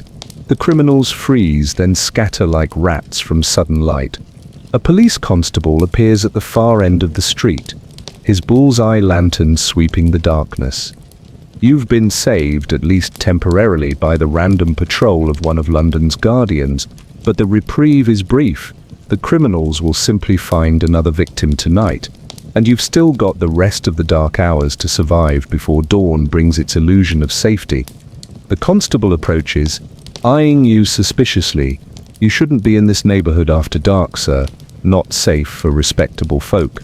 He speaks as if crime is a force of nature rather than a human choice, something to be avoided rather than prevented. Where are you headed? I'll see you to the main road. This limited conceptualization of policing, focused on maintaining order rather than solving crimes or protecting citizens, typifies the Victorian approach to law enforcement. The police exist primarily to preserve property and maintain class boundaries, not to ensure universal safety or justice. Prevention through visible presence is their main strategy. Investigation and detection remain rudimentary sciences. Forensic techniques that modern people take for granted simply don't exist. Fingerprinting won't be used in criminal investigation until the 1890s. Blood typing, ballistics analysis, DNA all lie in the future. Victorian detectives rely primarily on witness testimony, confession, and occasionally circumstantial evidence. Many crimes go unsolved simply because the technical means to connect perpetrators to their acts don't yet exist. Consider the most basic murder investigation. A body is found. There are no witnesses. The victim has been stabbed. In the modern world, forensic analysis might reveal DNA under the victim's fingernails, microscopic fibers, transferred from the killer's clothing, or security camera footage of the area. In Victorian London, unless the murderer is caught red-handed or someone comes forward with information, the chances of identification are minimal. This reality creates a sense of ambient danger that permeates Victorian London, a knowledge that justice is arbitrary, protection limited, and predators numerous. It's particularly acute for women who face additional vulnerabilities in a society that restricts their movement, employment, and legal rights. A woman alone on London streets after dark is automatically assumed to be a prostitute. There simply isn't a conceptual category for respectable female solitary movement at night. Women who must travel after sunset, such as factory workers with late shifts, do so at considerable risk, forming groups for protection when possible. Sexual assault is common and rarely prosecuted unless the victim is of high social standing and the evidence overwhelming. The systemic vulnerability extends to children as well. Beyond the organized exploitation of children by criminal gangs, Victorian London presents countless dangers to its youngest inhabitants. Child abduction, while technically illegal, rarely results in serious investigation unless the child comes from a wealthy family. Street children, orphans, runaways, or simply the neglected offspring of the poorest families form a shadow population living by their wits, many dying before reaching adulthood. The constable escorts you to a main thoroughfare where you're relatively safe from footpads, if not from the myriad other dangers of Victorian London. He tips his hat and continues his patrol, disappearing into the darkness with his lantern's glow diminishing like a retreating star. You're alone again, surrounded by the sleeping city with its dreams and nightmares. The fever hasn't relented, and the pain in your abdomen has intensified to a constant, sharp stab with each heartbeat. The toxic air, poisoned food, and primitive medicine have left you vulnerable, and the encounter with London's criminal element has added a new layer of exhaustion. Where will you sleep tonight? Not on the streets. That's a death sentence between the cold, the criminals, and the police who arrest vagrants for disorderly conduct. You need shelter, but your options are grimly limited. If you had money, you could find a room at a lodging house, though the cheapest establishments are barely safer than the streets, with multiple strangers sharing filthy beds crawling with lice and bedbugs. Some lodging houses are little more than fronts for criminal operations, where sleeping guests are robbed or worse. Without funds, you might seek one of London's workhouses, the Victorian solution to poverty and homelessness. But these institutions are designed to be so unpleasant that only the truly desperate will choose them over self-sufficiency. The workhouse operates on the principle of less eligibility. Conditions inside must be worse than the worst conditions outside to discourage dependency. Families are separated, personal possessions confiscated, and inmates subjected to tedious, exhausting labor in exchange for minimal food and shelter. For many Victorians, particularly those with respiratory diseases like tuberculosis, the workhouse is quite literally a death sentence. Overcrowding, poor ventilation, and inadequate nutrition create perfect conditions for contagion to spread. Mortality rates in some workhouses approach those of prisons or even certain battlefield scenarios. A church might offer temporary sanctuary if you can find one open, and if the parish authorities are feeling charitable rather than suspicious of a feverish stranger. Victorian Christian charity exists, but is heavily moralized, with assistance often contingent on demonstrations of moral worthiness. The deserving poor might receive help, the undeserving are left to their fate. As you ponder these limited options, weighing certain discomfort against possible danger, the reality of Victorian London's criminal landscape continues to manifest around you. A woman in tawdry finery propositions you from a doorway, one of thousands of prostitutes working the city's streets despite periodic crackdowns and moral panics. A gang of rough-looking men emerge from a pub, eyeing passers-by with predatory calculation. A child who should be asleep hours ago darts through the shadows, perhaps running errands for some criminal enterprise. This is Victorian London after dark, a city within a city operating on different rules, serving different masters. The criminal underworld isn't separate from respectable society. It's symbiotically connected, providing illicit services demanded by all social classes, while exploiting the system's vast inequalities.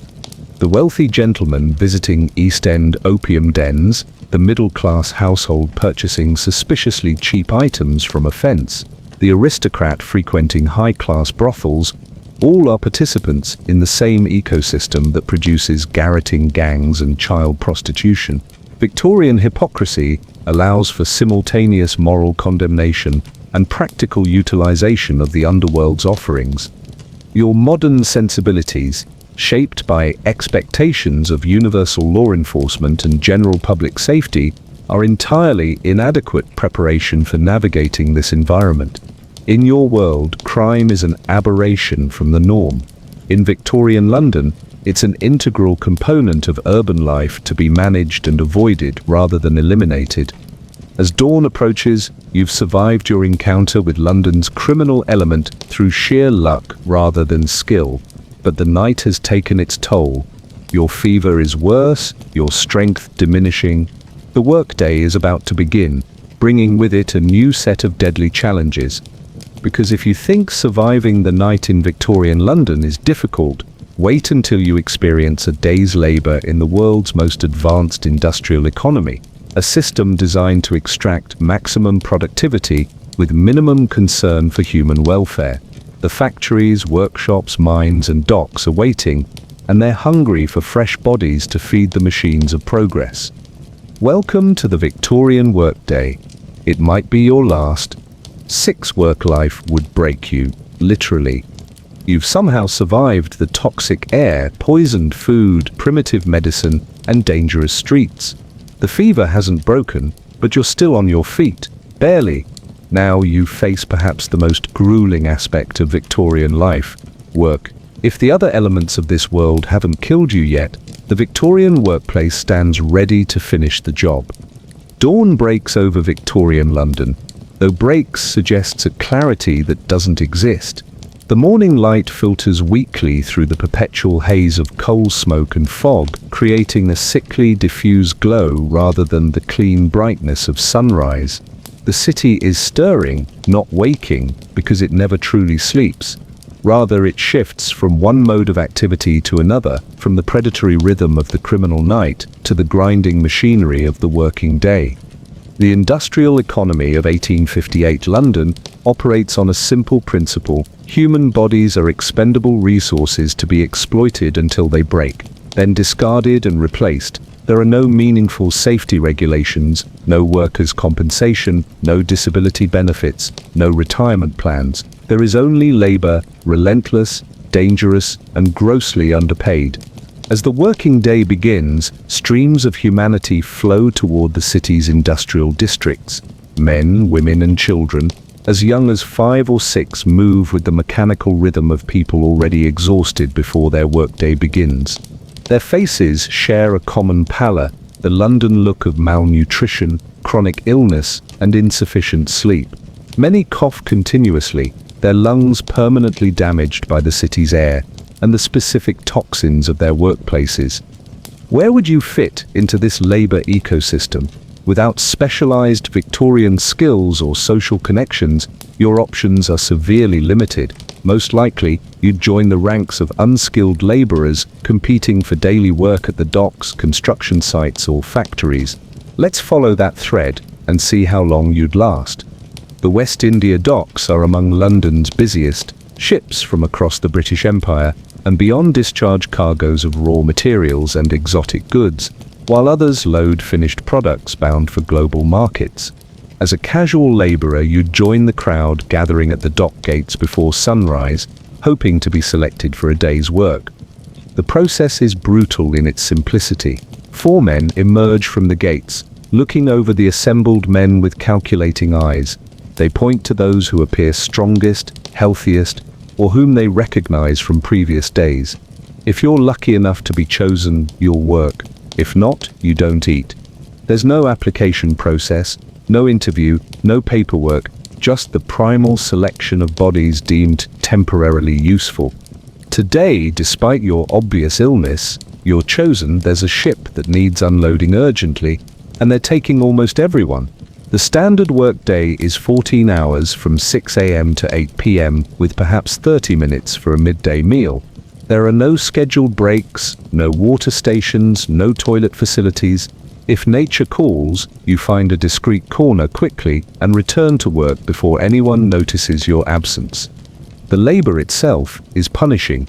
You're assigned to a team unloading sacks of coffee beans from Brazil, each weighing between 130 and 200 pounds. With no mechanical assistance, you and your fellow workers must carry these on your shoulders, up narrow gangplanks, across uneven surfaces, and into warehouses. The expected pace is brutal. Any perceived slacking brings immediate verbal abuse from overseers and possibly dismissal without pay. Accidents are commonplace. Men slip on wet surfaces and fall from heights. Loads shift unexpectedly, crushing fingers or limbs, ropes snap, hoists fail, stacked cargo collapses. When injuries occur, there's no first aid beyond the most rudimentary. Severely injured workers are simply carried outside the dock gates, their employment terminated, along with their physical capabilities. If they die from their injuries, their families receive nothing except perhaps a collection taken up by fellow workers. The statistics tell the story. In some Victorian industries, 1 in 30 workers suffered serious injury or death annually.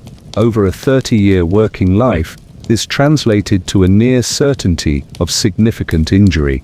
Fingers, hands, limbs, all were regularly sacrificed to Victorian industry with little consequence for employers. The midday meal break is your only respite, 30 minutes to consume whatever food you might have brought.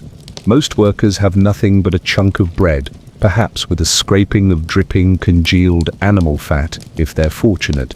Some have a bottle of cold tea. The more prosperous might have a bit of cheese or an apple. No one has anything resembling a balanced meal with adequate calories for the energy they're expending. You struggle through the morning, your fever making each sack feel twice its actual weight. By midday, your hands are raw and bleeding from the rough fabric of the sacks. Your shoulders are bruised from the constant pressure. Your back screams with each new load. But stopping isn't an option. If you don't complete the day, you don't get paid. It's that simple. After this brief pause, work resumes with the same punishing intensity. The afternoon hours stretch endlessly, each minute an exercise in endurance. Your modern body, accustomed to ergonomic concerns, regulated work hours, and frequent breaks, is screaming in protest. Your fever has spiked from exertion.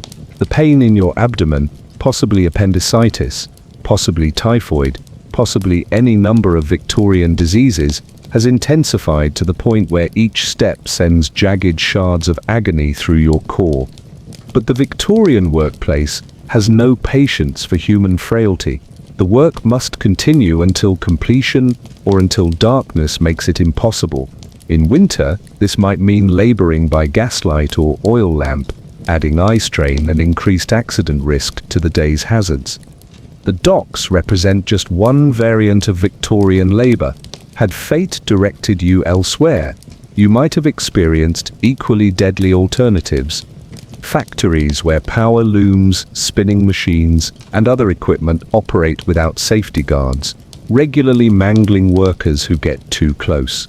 Children are particularly vulnerable, with their small bodies allowing them to clean under moving machinery, a job that frequently costs them fingers, hands, or lives. The textile mills of northern England are notorious for such accidents, but London has its share of dangerous manufactories. Construction sites where scaffolding collapses are common, where falling materials kill workers below, where lime burns skin and eyes, where partially completed structures fail without warning.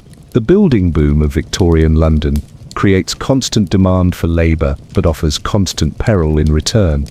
Chimney sweeping, where climbing boys, and sometimes girls as young as 4, are forced up narrow, twisting chimney flues, suffocating in soot, getting stuck in constrictions, suffering burns from still hot embers, and developing horrific occupational cancers.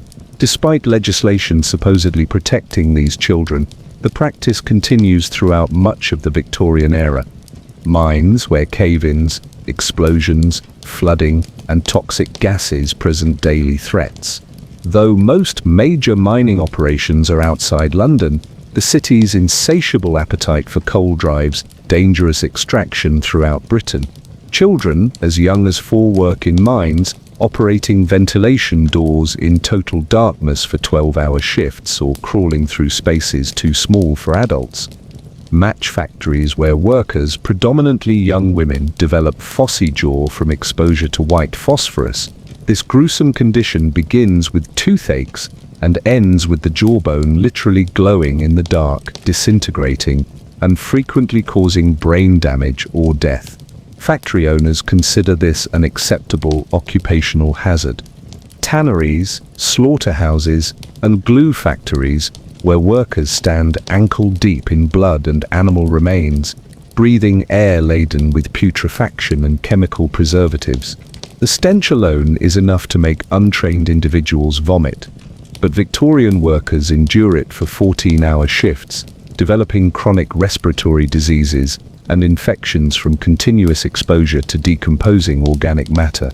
Lead works where employees absorb the toxic metal through skin, lungs, and accidental ingestion, developing progressive neurological damage, organ failure, and eventually death. The symptoms, tremors, confusion, aggressive behavior, are so common among workers that "mad as a hatter" becomes a colloquial expression referring to the mercury poisoning endemic in that particular trade. Whatever the specific workplace, certain constants apply across Victorian labour: excessive hours, inadequate safety measures, absent medical care, and wages barely sufficient for survival. The system is designed to extract maximum productivity from human bodies with minimum investment in their maintenance or longevity. This arrangement isn't accidental. It's the deliberate product of Victorian economic philosophy, specifically the laissez-faire capitalism that dominates the era. Government intervention in business operations is viewed as inappropriate and inefficient. The invisible hand of the market is trusted to regulate working conditions and wages. In practical terms, this means that workers have virtually no protections beyond what their collective action might extract from reluctant employers. The legal framework supports this imbalance of power. The Master and Servant Acts, in force throughout most of the 19th century, criminalize employee breach of contract. A worker who leaves a job before their contract expires, even due to unsafe conditions or abusive treatment, can be imprisoned.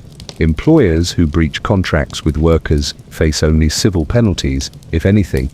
Trade unions exist, but operate under severe legal restrictions until late in the century.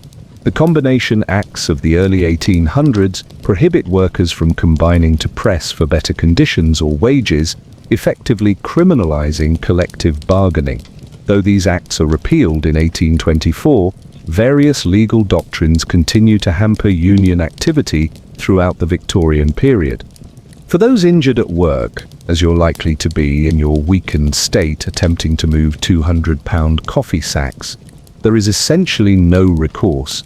The doctrine of contributory negligence allows employers to avoid responsibility by claiming the worker's own actions contributed to the injury. The principle of assumption of risk suggests that employees voluntarily accept workplace hazards by taking the job. The fellow servant rule prevents workers from suing employers for injuries caused by co-workers' actions. The combined effect of these legal principles is to place almost all risk on individual workers while shielding employers from liability. It's a system perfectly designed to maintain a desperate, compliant workforce that accepts dangerous conditions as inevitable. This is the ultimate cruelty of the Victorian workplace. It turns workers against each other in the struggle for survival. There's no solidarity in suffering, only competition for limited opportunities. If you fall, someone else takes your place. If you complain, dozens wait to accept the conditions you reject. If you die, your body is removed with less ceremony than a broken machine, and the work continues uninterrupted. As the afternoon wears on at the docks, your condition deteriorates rapidly. The fever, the abdominal pain, the physical exertion all combine to push your body toward collapse. You stumble, dropping a coffee sack that splits open on the dock planks. The overseer shouts abuse, threatening to dock your pay for the lost product.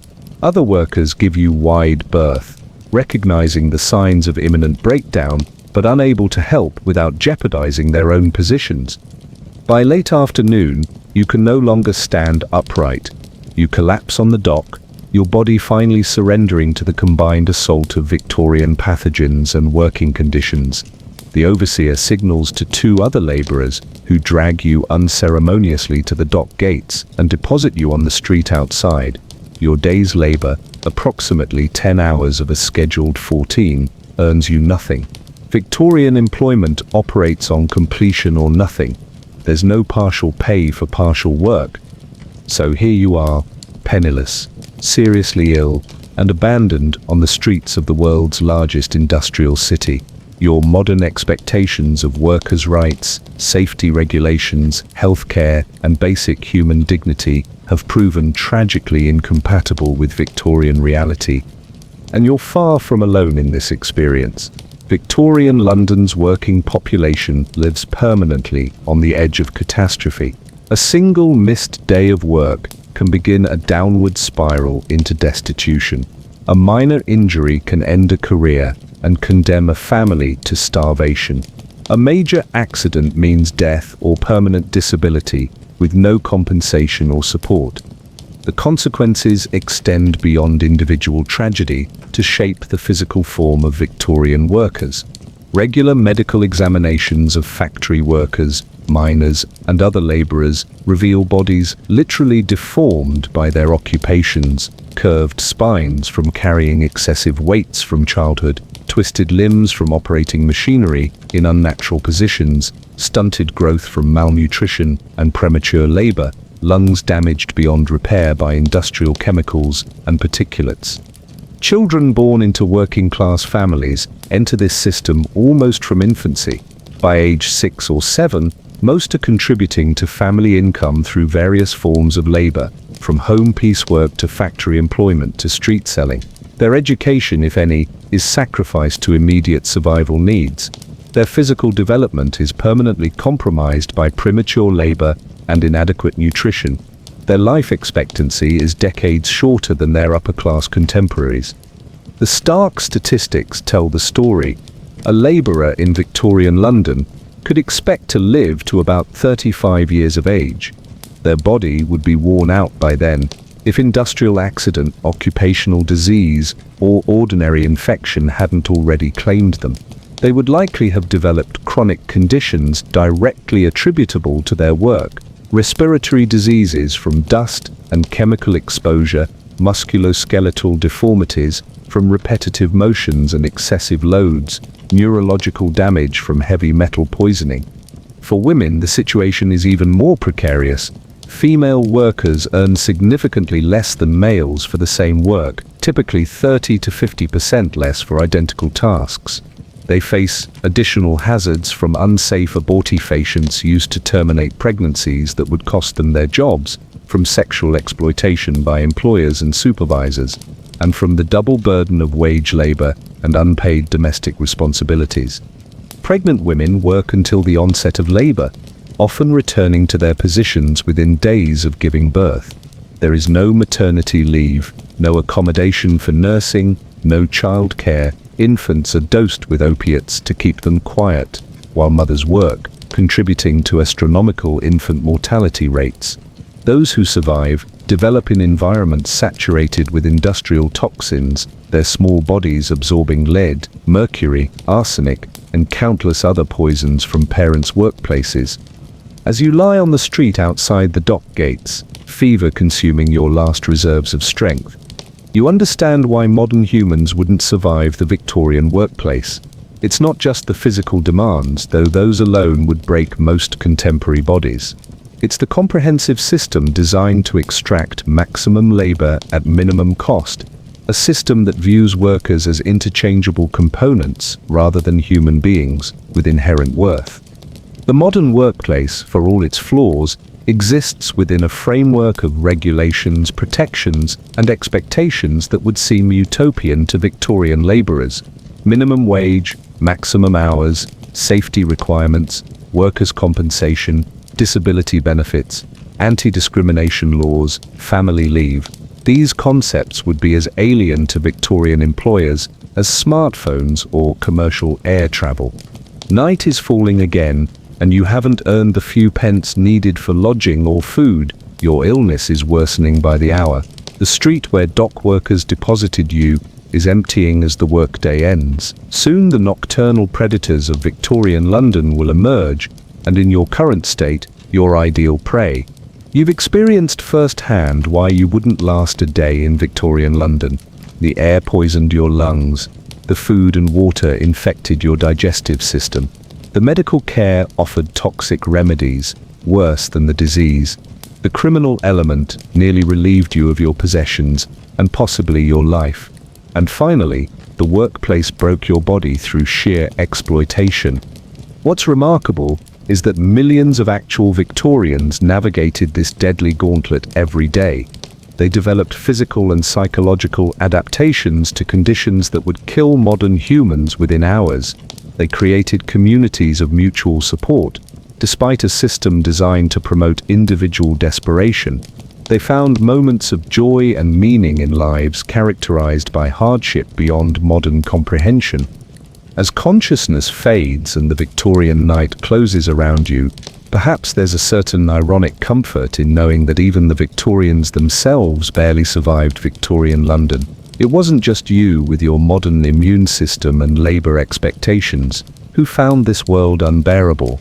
It was objectively, quantifiably deadly. A place where human beings were sacrificed by the thousands on the altar of industrial progress and profit. The true miracle isn't that you failed to survive a day in Victorian London. The true miracle is that anyone did. 7. The class divide was a death sentence. Night has fallen once more on Victorian London. You drift in and out of consciousness on the filthy street outside the docks, your fever raging, your body broken by a single day's labor. Passers-by step around your prone form without a second glance. Another fallen worker is too common a sight to warrant attention. As your consciousness fades, a carriage rattles past, its gleaming black lacquer and polished brass fittings in stark contrast to the squalor surrounding it. The wheels splash through a fetid puddle, spraying your already soiled clothing. Through fever-blurred vision, you catch a glimpse of the occupant, a gentleman in evening dress, perhaps headed to the theatre or an elegant dinner party. For a brief moment, your eyes meet his. He registers your existence with the same detached interest one might show an unusual insect before turning away. In that fleeting exchange lies the essence of Victorian London's most lethal aspect, the class divide. It's not simply a matter of economic inequality or social prestige. In Victorian London, class is literally a matter of life and death. Where you fall in the social hierarchy determines not just your comfort, but your survival prospects.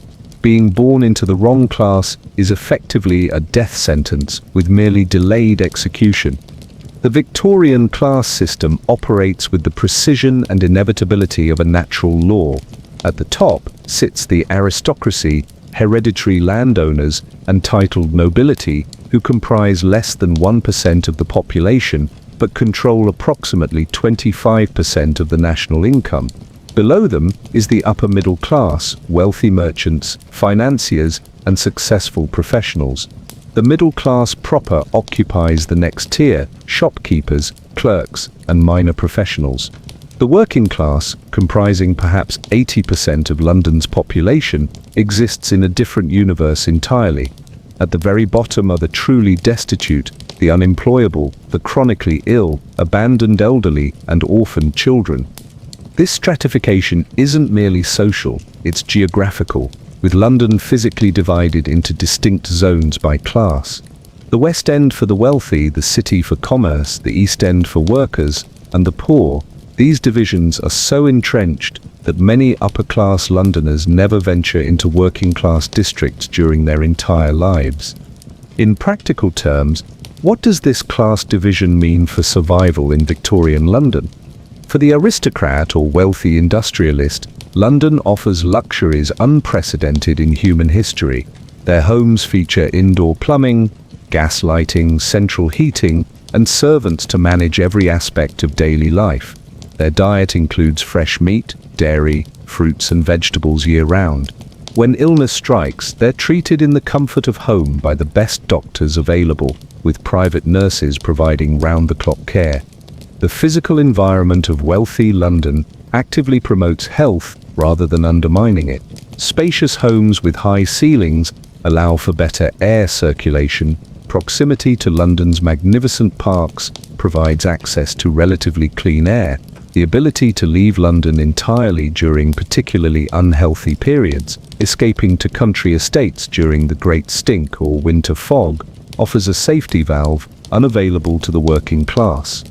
For the working poor, a category that would include you in your current predicament, Victorian London is a completely different city, operating on different rules. Their homes are overcrowded tenements, often with entire families sharing a single room. Sanitation ranges from primitive to non-existent, with dozens of people potentially sharing a single outdoor privy. Running water is a luxury many do without. The working poor subsist on what nutritionists would classify as starvation rations: bread, potatoes, tea, and occasional scraps of bacon. Fresh fruits and vegetables are rare luxuries. Milk, when available, is frequently adulterated and potentially contaminated. This diet leaves workers perpetually energy depleted and highly vulnerable to disease. Healthcare for the working class exists primarily through charity hospitals, dispensaries, and workhouse infirmaries, all underfunded, overcrowded, and frequently more dangerous than helpful. The concept of preventative medicine doesn't exist for the poor. They seek treatment only when seriously ill, often too late for effective intervention. Consider the statistical evidence.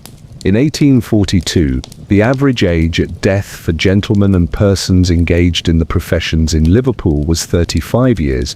For labourers, mechanics and servants, it was 15 years, while overall life expectancy improved somewhat through the Victorian period. This class disparity remained stark throughout the era. Certain diseases function almost as class markers. Tuberculosis, while affecting all social levels, manifests differently depending on class. For the wealthy, it's consumption, a romanticized wasting disease treated with rest cures in mountain sanatoriums.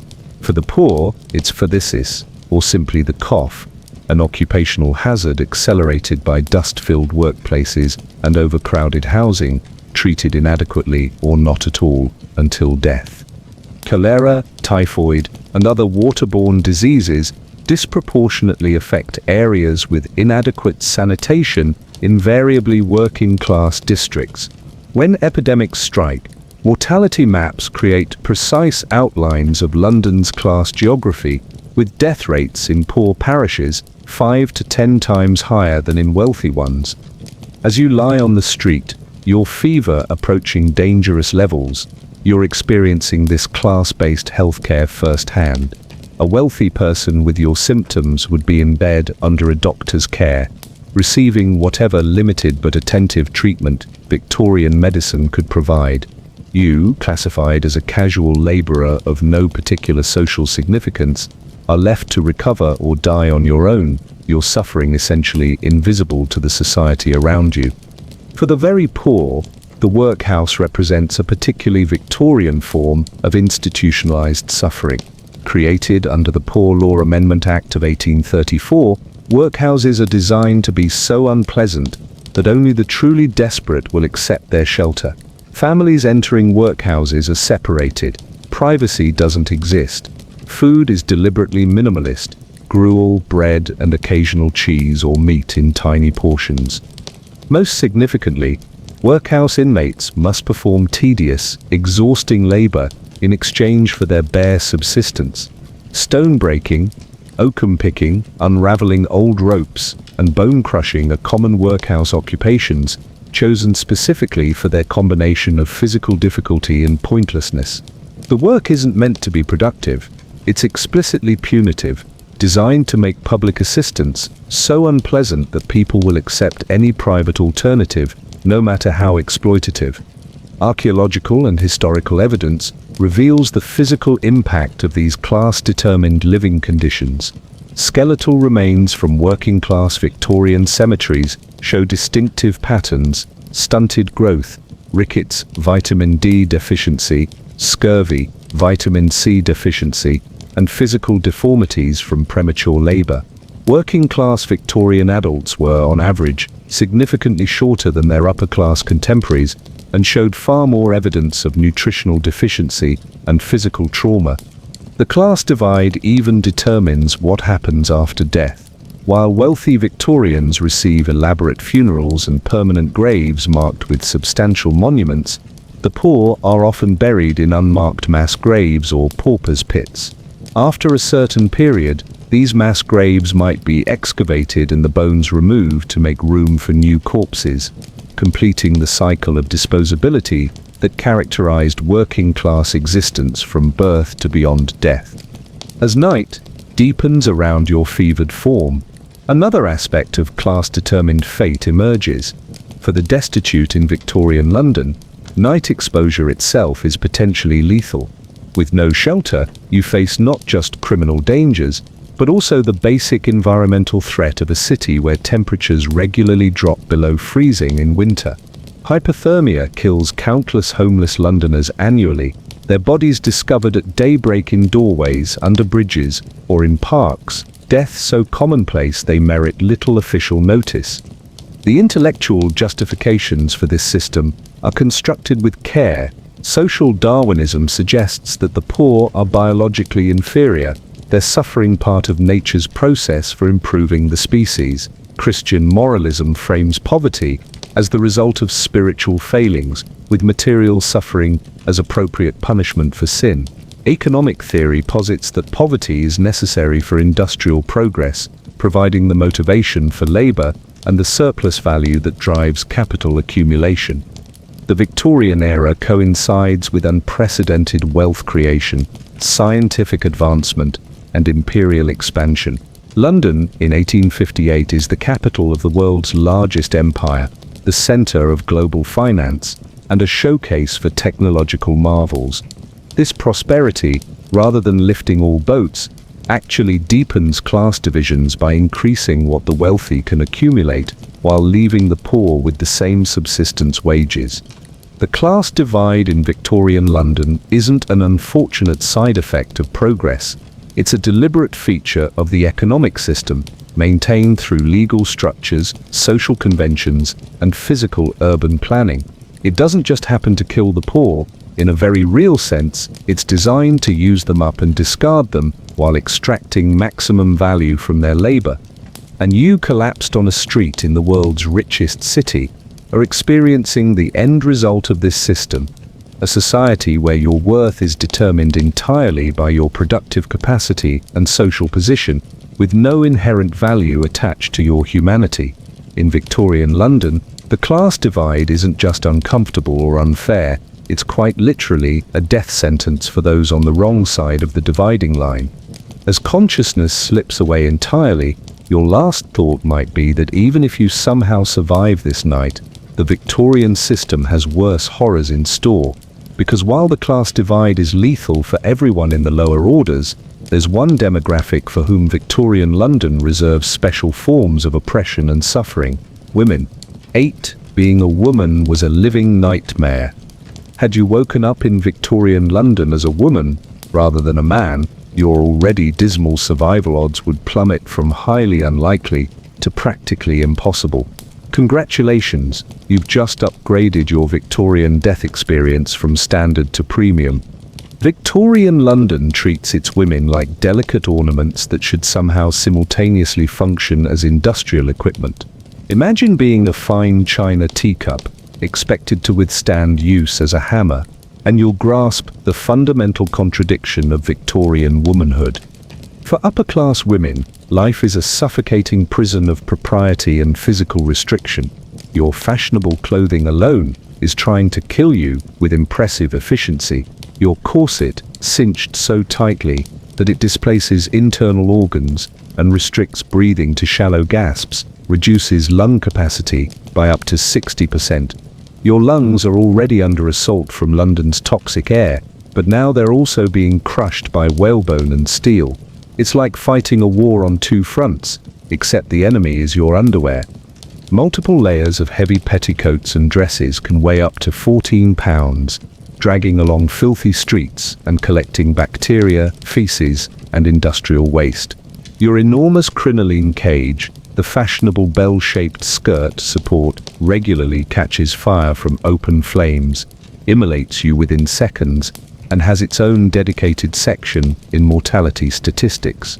Nothing says feminine elegance quite like spontaneously combusting during a casual stroll past a fireplace. Your education, if you receive any, focuses on accomplishments rather than useful knowledge.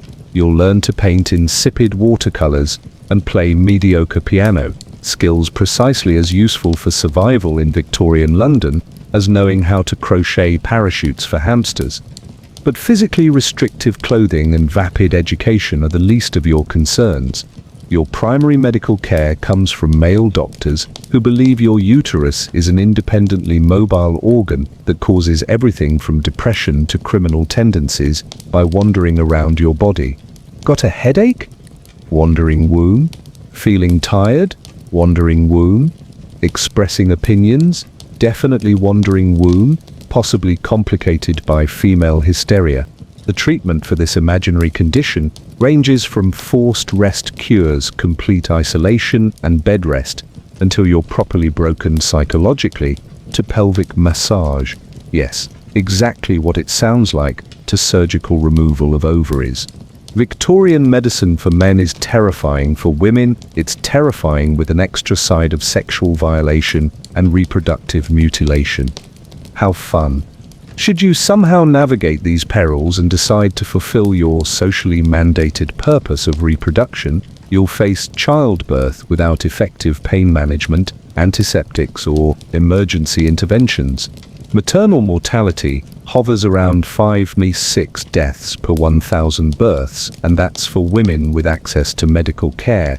For poor women giving birth in workhouses or slums, the rate is exponentially higher. Childbirth complications that would be minor inconveniences in modern hospitals are death sentences.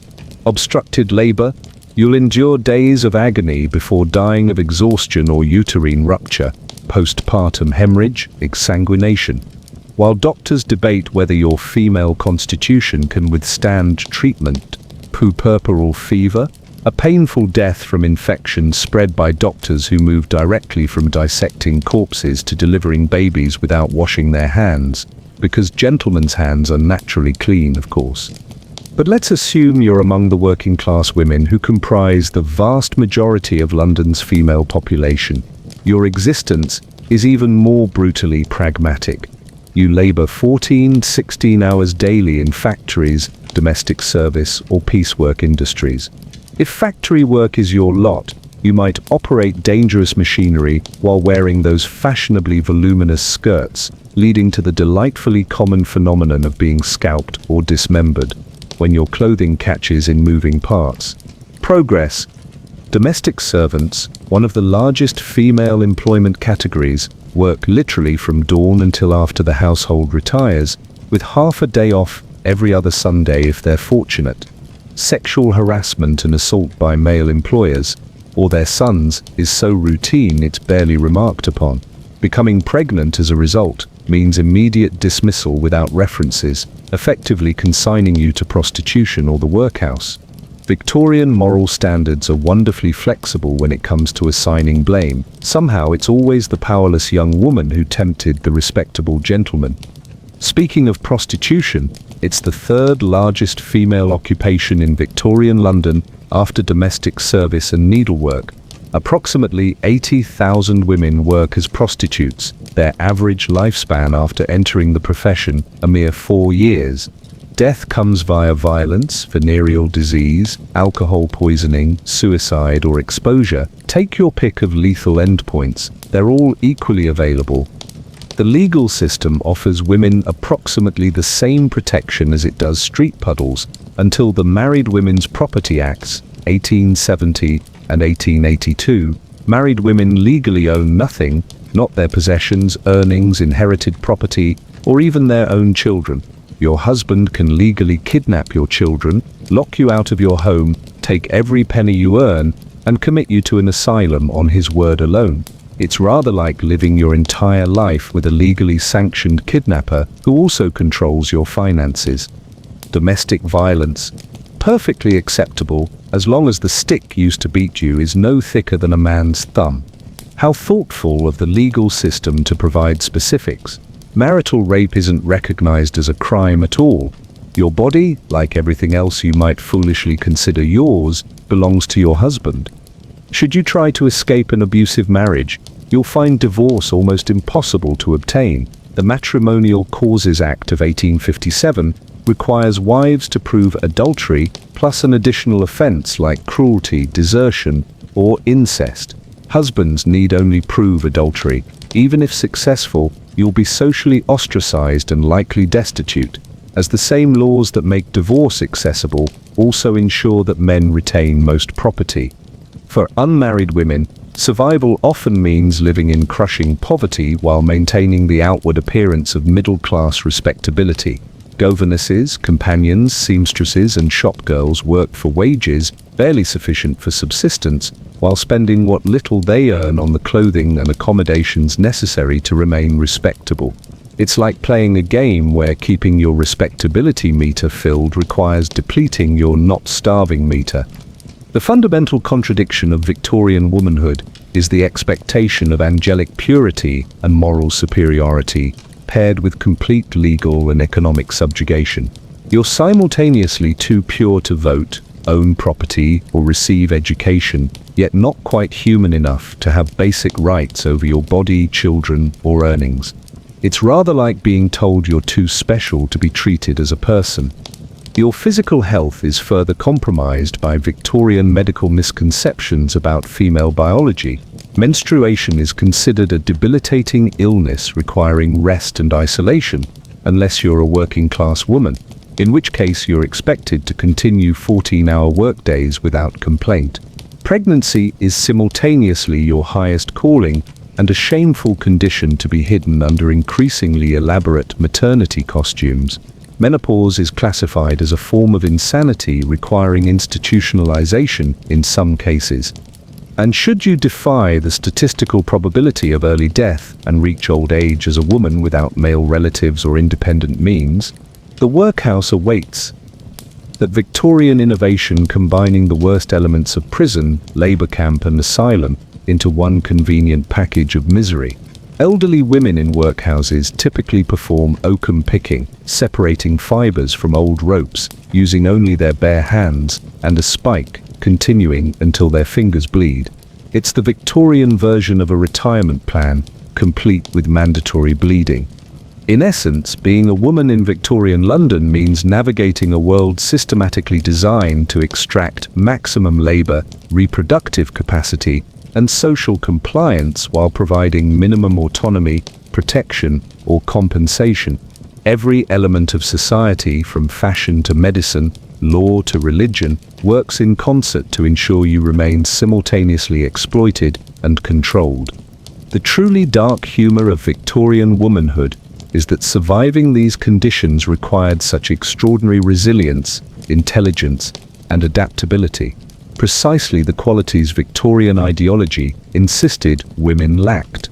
Women who endured and even occasionally thrived in this system did so not because of Victorian values, but despite them, developing informal support networks, alternative economies, and survival strategies that operated in the shadows of official society.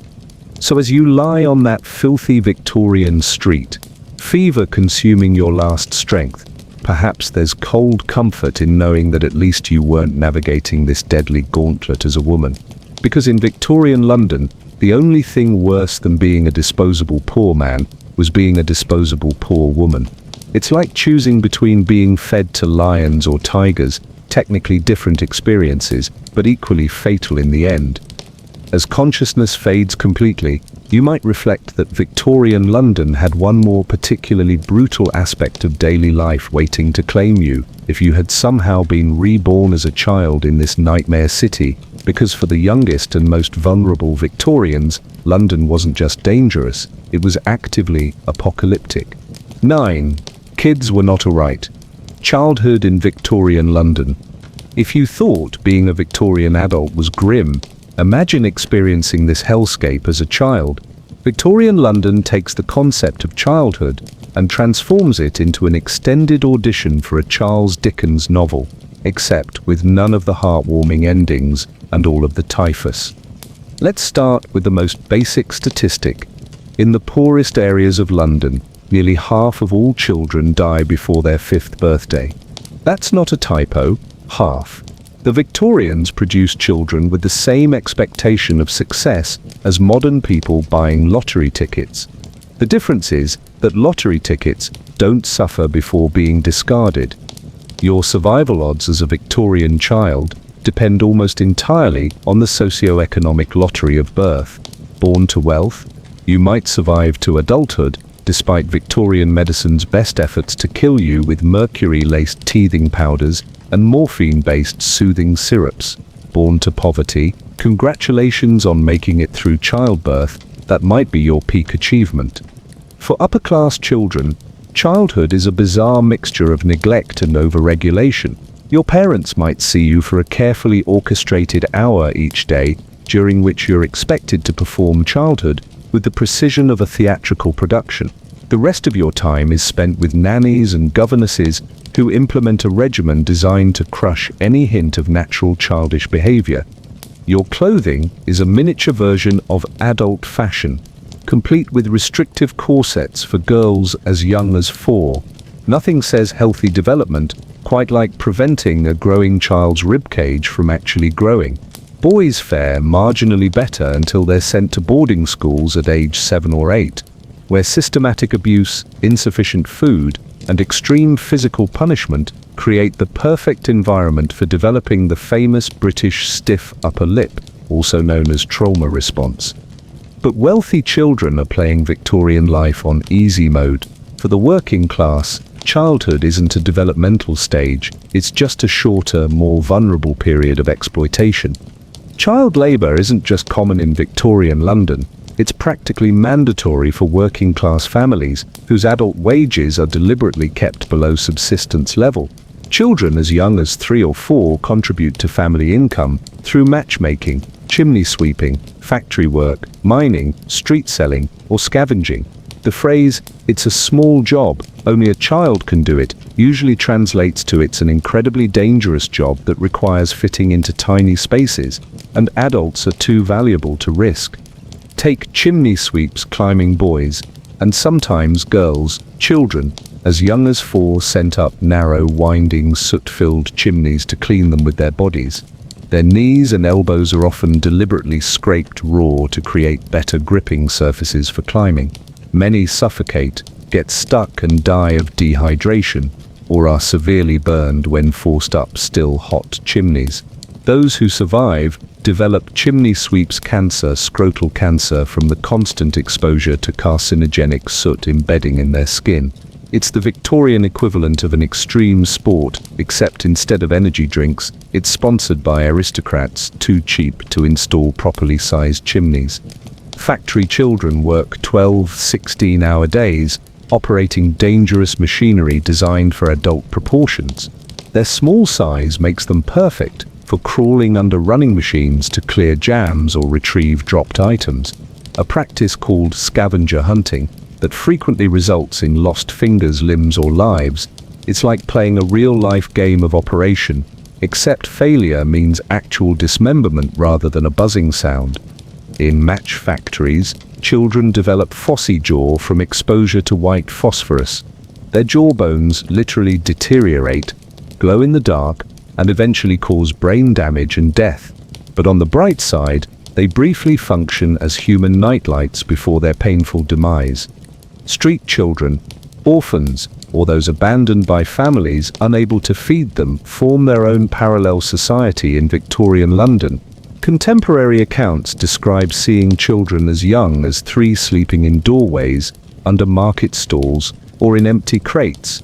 They survive by begging, stealing, prostitution, or working as mudlarks, scavenging valuable items from the toxic Thames mud at low tide, or pure finders, collecting dog feces for the tanning industry.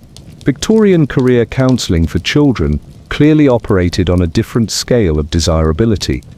Education, such as it is, remains a luxury until the Education Act of 1870, and even then, school attendance isn't made truly compulsory until 1880.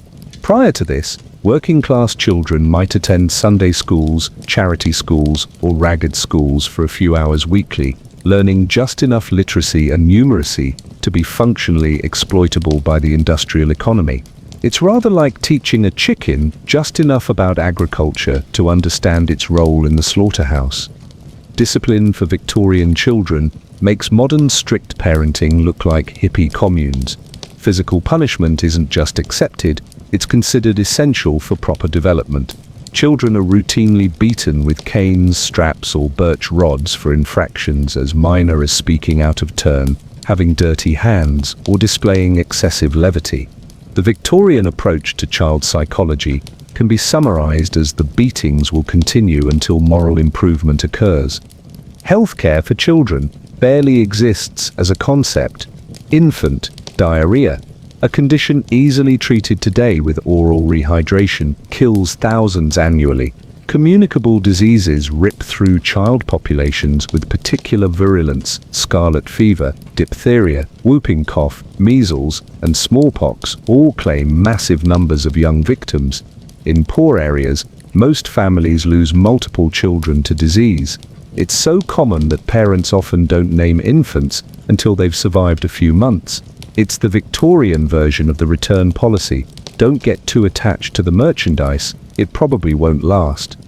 Nutrition for poor children consists primarily of bread, weak tea, and whatever scraps adults can spare. Rickets, vitamin D deficiency, is so common that bowed legs are considered a normal feature of working-class children. Growth stunting from chronic malnutrition means that 14-year-old factory workers often have the height and weight of modern 8-year-olds. Victorian children aren't just small for their age, they're small for any age. Workhouse children face their own special horror. Separated from parents upon entry, they receive minimal education, insufficient food, and training for the lowest forms of domestic service or manual labor. Mortality in workhouse nurseries reaches 90% in some institutions. Charles Dickens wasn't exaggerating Oliver Twist's experience. If anything, he toned it down for public palatability. But perhaps the most psychologically damaging aspect of Victorian childhood is the prevailing attitude toward children themselves. They aren't viewed as developing humans with specific needs and vulnerabilities.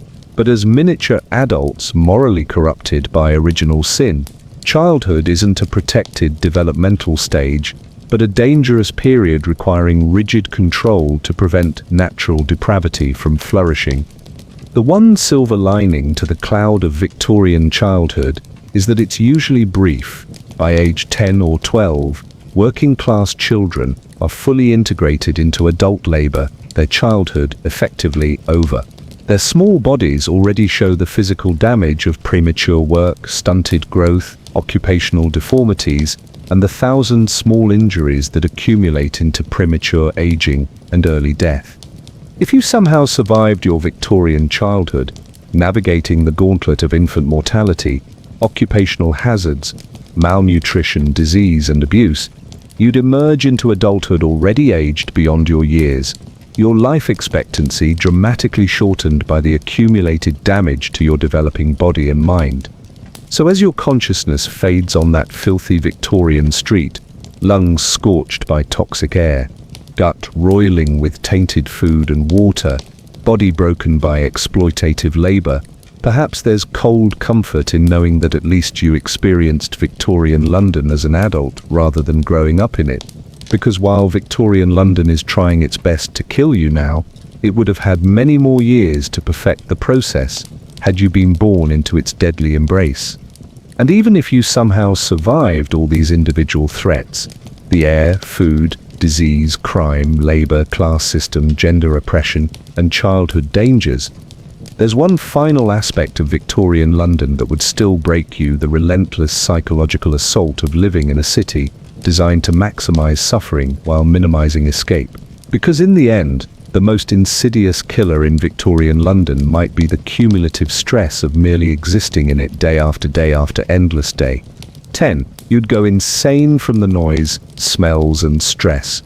As your consciousness flickers in and out on that grimy Victorian street, your body failing from the combined assaults of toxic air, poisoned food, untreated illness, and physical exhaustion, let's consider the final way Victorian London would destroy you. Your mind would break long before your body finished dying. Modern humans exist in noisy environments: traffic, construction, music, conversation. But Victorian London pioneered an entirely different category of noise pollution, the unregulated cacophony of industrial revolution. Imagine a world with no noise ordinances, no sound insulation, and every imaginable form of mechanical and human activity happening simultaneously at maximum volume. The soundscape of Victorian London begins before dawn, with the clattering of thousands of horse-drawn vehicles on cobblestone streets, iron-rimmed wheels striking stone, with the acoustic subtlety of hammers on anvils. Each delivery wagon, omnibus, and carriage contributes to a percussive orchestra that never ceases. It's like trying to sleep through a drum circle being performed by giants using buildings as instruments. Street vendors begin their calls around sunrise, each with a distinctive cry advertising their wares or services. Fresh herring, 3 a penny, chairs to mend, knives to grind, hot cross buns. These aren't quaint folkloric remnants. They're the desperate shouts of people whose livelihood depends on being louder than the competition. Multiply by thousands, continue for 14 hours daily, and you have the Victorian version of commercial advertising delivered at the decibel level of someone screaming directly into your ear. Factories operate around the clock, their machinery unhampered by modern sound dampening or restrictions. The rhythmic pounding of steam-powered pistons, the screeching of metal on metal, the roar of furnaces, and the clanging of hammers creates an industrial soundscape that penetrates every nearby dwelling. Sleeping within blocks of a Victorian factory would be like trying to nap inside an active washing machine filled with wrenches. Church bells ring quarter hours throughout the city, each church competing to be heard over the general din. Street musicians, organ grinders, and buskers add their contributions to the mix. Pub crowds spill into streets, their drunken singing and fighting continuing into early morning hours. It's like living in the world's worst music festival where all the bands play different songs simultaneously, forever. Then there are the animals. Horses, 300,000 of them working in London, contribute whinnies, snorts, and the distinctive clip-clop that reverberates between buildings. Cattle and sheep, being driven to slaughter, add terrified bellowing.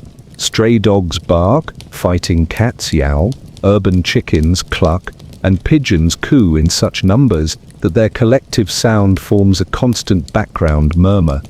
This acoustic assault isn't just annoying, it's psychologically damaging. Studies of noise pollution show that constant exposure increases stress hormones, elevates blood pressure, disrupts sleep, and contributes to anxiety and depression. Victorian Londoners lived in a perpetual state of what we'd now recognize as noise-induced stress disorder, their nervous systems never receiving the quiet necessary for recovery and regulation. And if the noise doesn't break you, the smells certainly would. We've discussed the Great Stink of 1858, but that was merely the crescendo of London's symphony of stenches.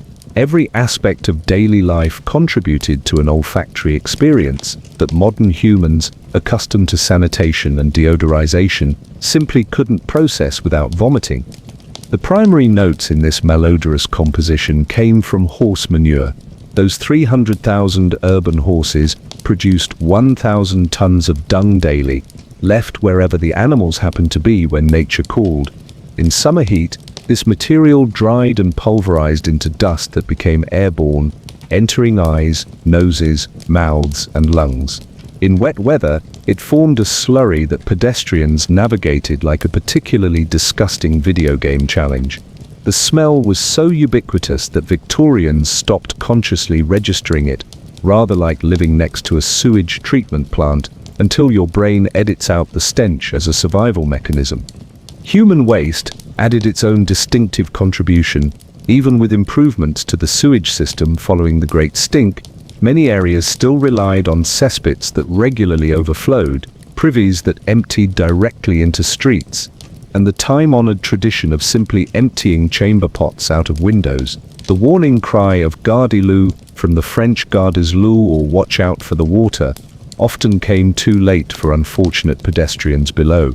It's like a sadistic version of "Heads Up," where the projectile is significantly more objectionable than a baseball. Industrial processes released their own chemical bouquet, tanneries with their mix of urine, animal remains, and caustic lime. Slaughterhouses whose effluvia flowed directly into streets. Glue factories boiling animal hooves and bones. Breweries fermenting grain, and gasworks producing coal gas through a process that released ammonia, sulfur compounds, and coal tar as byproducts. Each industrial district had its signature stench, recognizable from blocks away. Food waste rotted in streets and alleys with no regular collection system. Dead animals, horses that collapsed in harness, stray dogs, rats, and occasionally human vagrants might remain where they fell for days before removal. In summer, the decomposition process created pockets of air so foul that pedestrians would cross streets to avoid them. The combined effect wasn't just disgusting, it was physically debilitating. Constant exposure to these odors caused headaches, nausea, loss of appetite, and respiratory distress. Victorians dealt with this partly through the use of pomanders, scented handkerchiefs, and nosegays, small bouquets carried specifically to hold near one's nose when navigating particularly foul areas. Imagine needing to carry emergency flowers just to walk to work without retching. Then there's the visual assault of Victorian London. Modern cities have zoning laws, aesthetic regulations, and at least nominal efforts to create visually pleasing environments. Victorian London operated on a different principle, unregulated visual chaos punctuated by extremes of wealth and poverty in immediate proximity. The sheer density of humanity would shock modern sensibilities. Overcrowding created scenes that contemporary observers described as human anthill or swarming hive. Streets designed for foot and horse traffic became impossibly congested with the city's exploding population. Moving through major thoroughfares meant physical contact with dozens of strangers, pushing, shoving, and the intimacy of bodies pressed together in spaces too small to accommodate them. The visual contrast between wealth and poverty created its own form of cognitive dissonance. Elegant carriages with liveried footmen navigated streets where emaciated children clad in rags begged for pennies. Luxury shops displayed goods worth more than most workers earned in years, their windows mere feet from people literally starving to death. This wasn't occasional contrast, it was the constant normalized visual experience of Victorian London. Add to this the complete lack of privacy for most Londoners. Working-class families lived in single rooms, often sharing beds with multiple family members and sometimes lodgers. Communal toilets, washing facilities, and cooking areas meant that even the most intimate functions occurred in semi-public settings. The psychological concept of having personal space simply didn't exist for the majority of Victorian Londoners. The cumulative effect of these sensory assaults was a unique form of urban stress that modern humans, despite our busy lives, have never experienced. We call it stress today, but Victorians had their own terms: neurasthenia, nervous exhaustion, or simply urban fever, a state of perpetual overstimulation that manifested as anxiety, insomnia, digestive problems, and what we'd now recognize as panic attacks. Victorian medicine, predictably, had terrible explanations and worse treatments for these conditions. Women's nervous disorders were attributed to their wandering wombs or excessive education straining their delicate constitutions. Men's similar symptoms were often diagnosed as businessmen's neurasthenia, essentially Victorian burnout, treated with rest cures, travel to quieter locales, or various patent medicines containing alcohol, opiates, or cocaine. Self-medication became the most common response. The Victorian era saw explosive growth in alcohol consumption, patent medicine use, and early recreational drugs. Laudanum tincture of opium was available without prescription, used by all social classes, and present in countless patent remedies. It temporarily dulled the sensory overload of Victorian life while creating widespread addiction, a chemical escape hatch from a reality too harsh to continuously endure.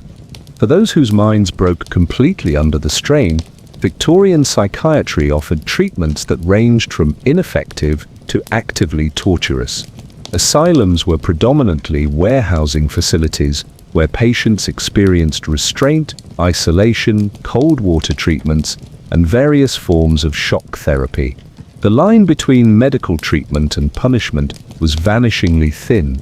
Being committed to a Victorian asylum was less like receiving psychiatric care and more like being imprisoned in a torture chamber with a medical certificate justifying the proceedings. The psychological impact extended to moral and spiritual dimensions as well. Victorian society operated on rigid behavioral codes while simultaneously containing their violation at every level. The resulting cognitive dissonance created a culture of performative morality layered over widely acknowledged hypocrisy. Respectable gentlemen condemned prostitution publicly while being primary clients privately. Temperance advocates railed against drink while self-medicating with arsenical tonics and opiate preparations. Religious leaders preached charity while supporting economic systems that created unprecedented poverty. Living within this framework of contradictions required elaborate psychological compartmentalization, a splintering of the self into public and private personas, so distinct they barely recognized each other. The strain of maintaining these divisions contributed to what we might now call dissociative disorders, but Victorians simply accepted as the natural state of civilized existence. Modern humans, accustomed to at least nominal authenticity and psychological integration, would find this aspect of Victorian life perhaps the most alienating of all. The constant performance of social roles with no space for genuine self-expression creates a specific form of psychological damage, the slow erosion of identity itself. So, as you lie on that filthy Victorian street, your body failing from all the physical assaults we've catalogued, understand that even if you somehow survived them all, your mind would have already fractured under the weight of Victorian urban existence. The sensory bombardment alone would drive you to the laudanum bottle or the madhouse door. The social contradictions would fragment your sense of self. The constant proximity to suffering would either break your heart or calcify it beyond recognition. Victorian London wouldn't just kill you, it would destroy who you are long before your heart stopped beating. The physical death would merely formalize what the psychological environment had already accomplished, the annihilation of the integrated, authentic self that modern humans take for granted. And that, perhaps, is the final reason you wouldn't last a day in Victorian London. Your body might, through extraordinary luck or resilience, survive the toxic air, poisoned food, deadly disease, criminal predation, exploitative labor, and class warfare. But your mind, your sense of self, your core identity as a modern human being, that wouldn't survive contact with the psychological reality of history's most advanced slum. Victorian London stands as both historical reality and cautionary metaphor, a reminder that technological progress without moral progress creates not utopia, but merely more efficient forms of suffering. The most valuable lesson from our Victorian journey isn't just historical appreciation for improved living conditions, it's the recognition that every era has its blind spots, including our own. Victorian London's deadly aspects weren't inevitable features of human existence, but choices made and systems maintained that valued certain things. The toxic fog of Victorian London has cleared, but its moral questions linger. What kind of society do we wish to build? Whose lives do we value? And what suffering do we accept as necessary that future generations will recognize as entirely preventable? You wouldn't survive Victorian London.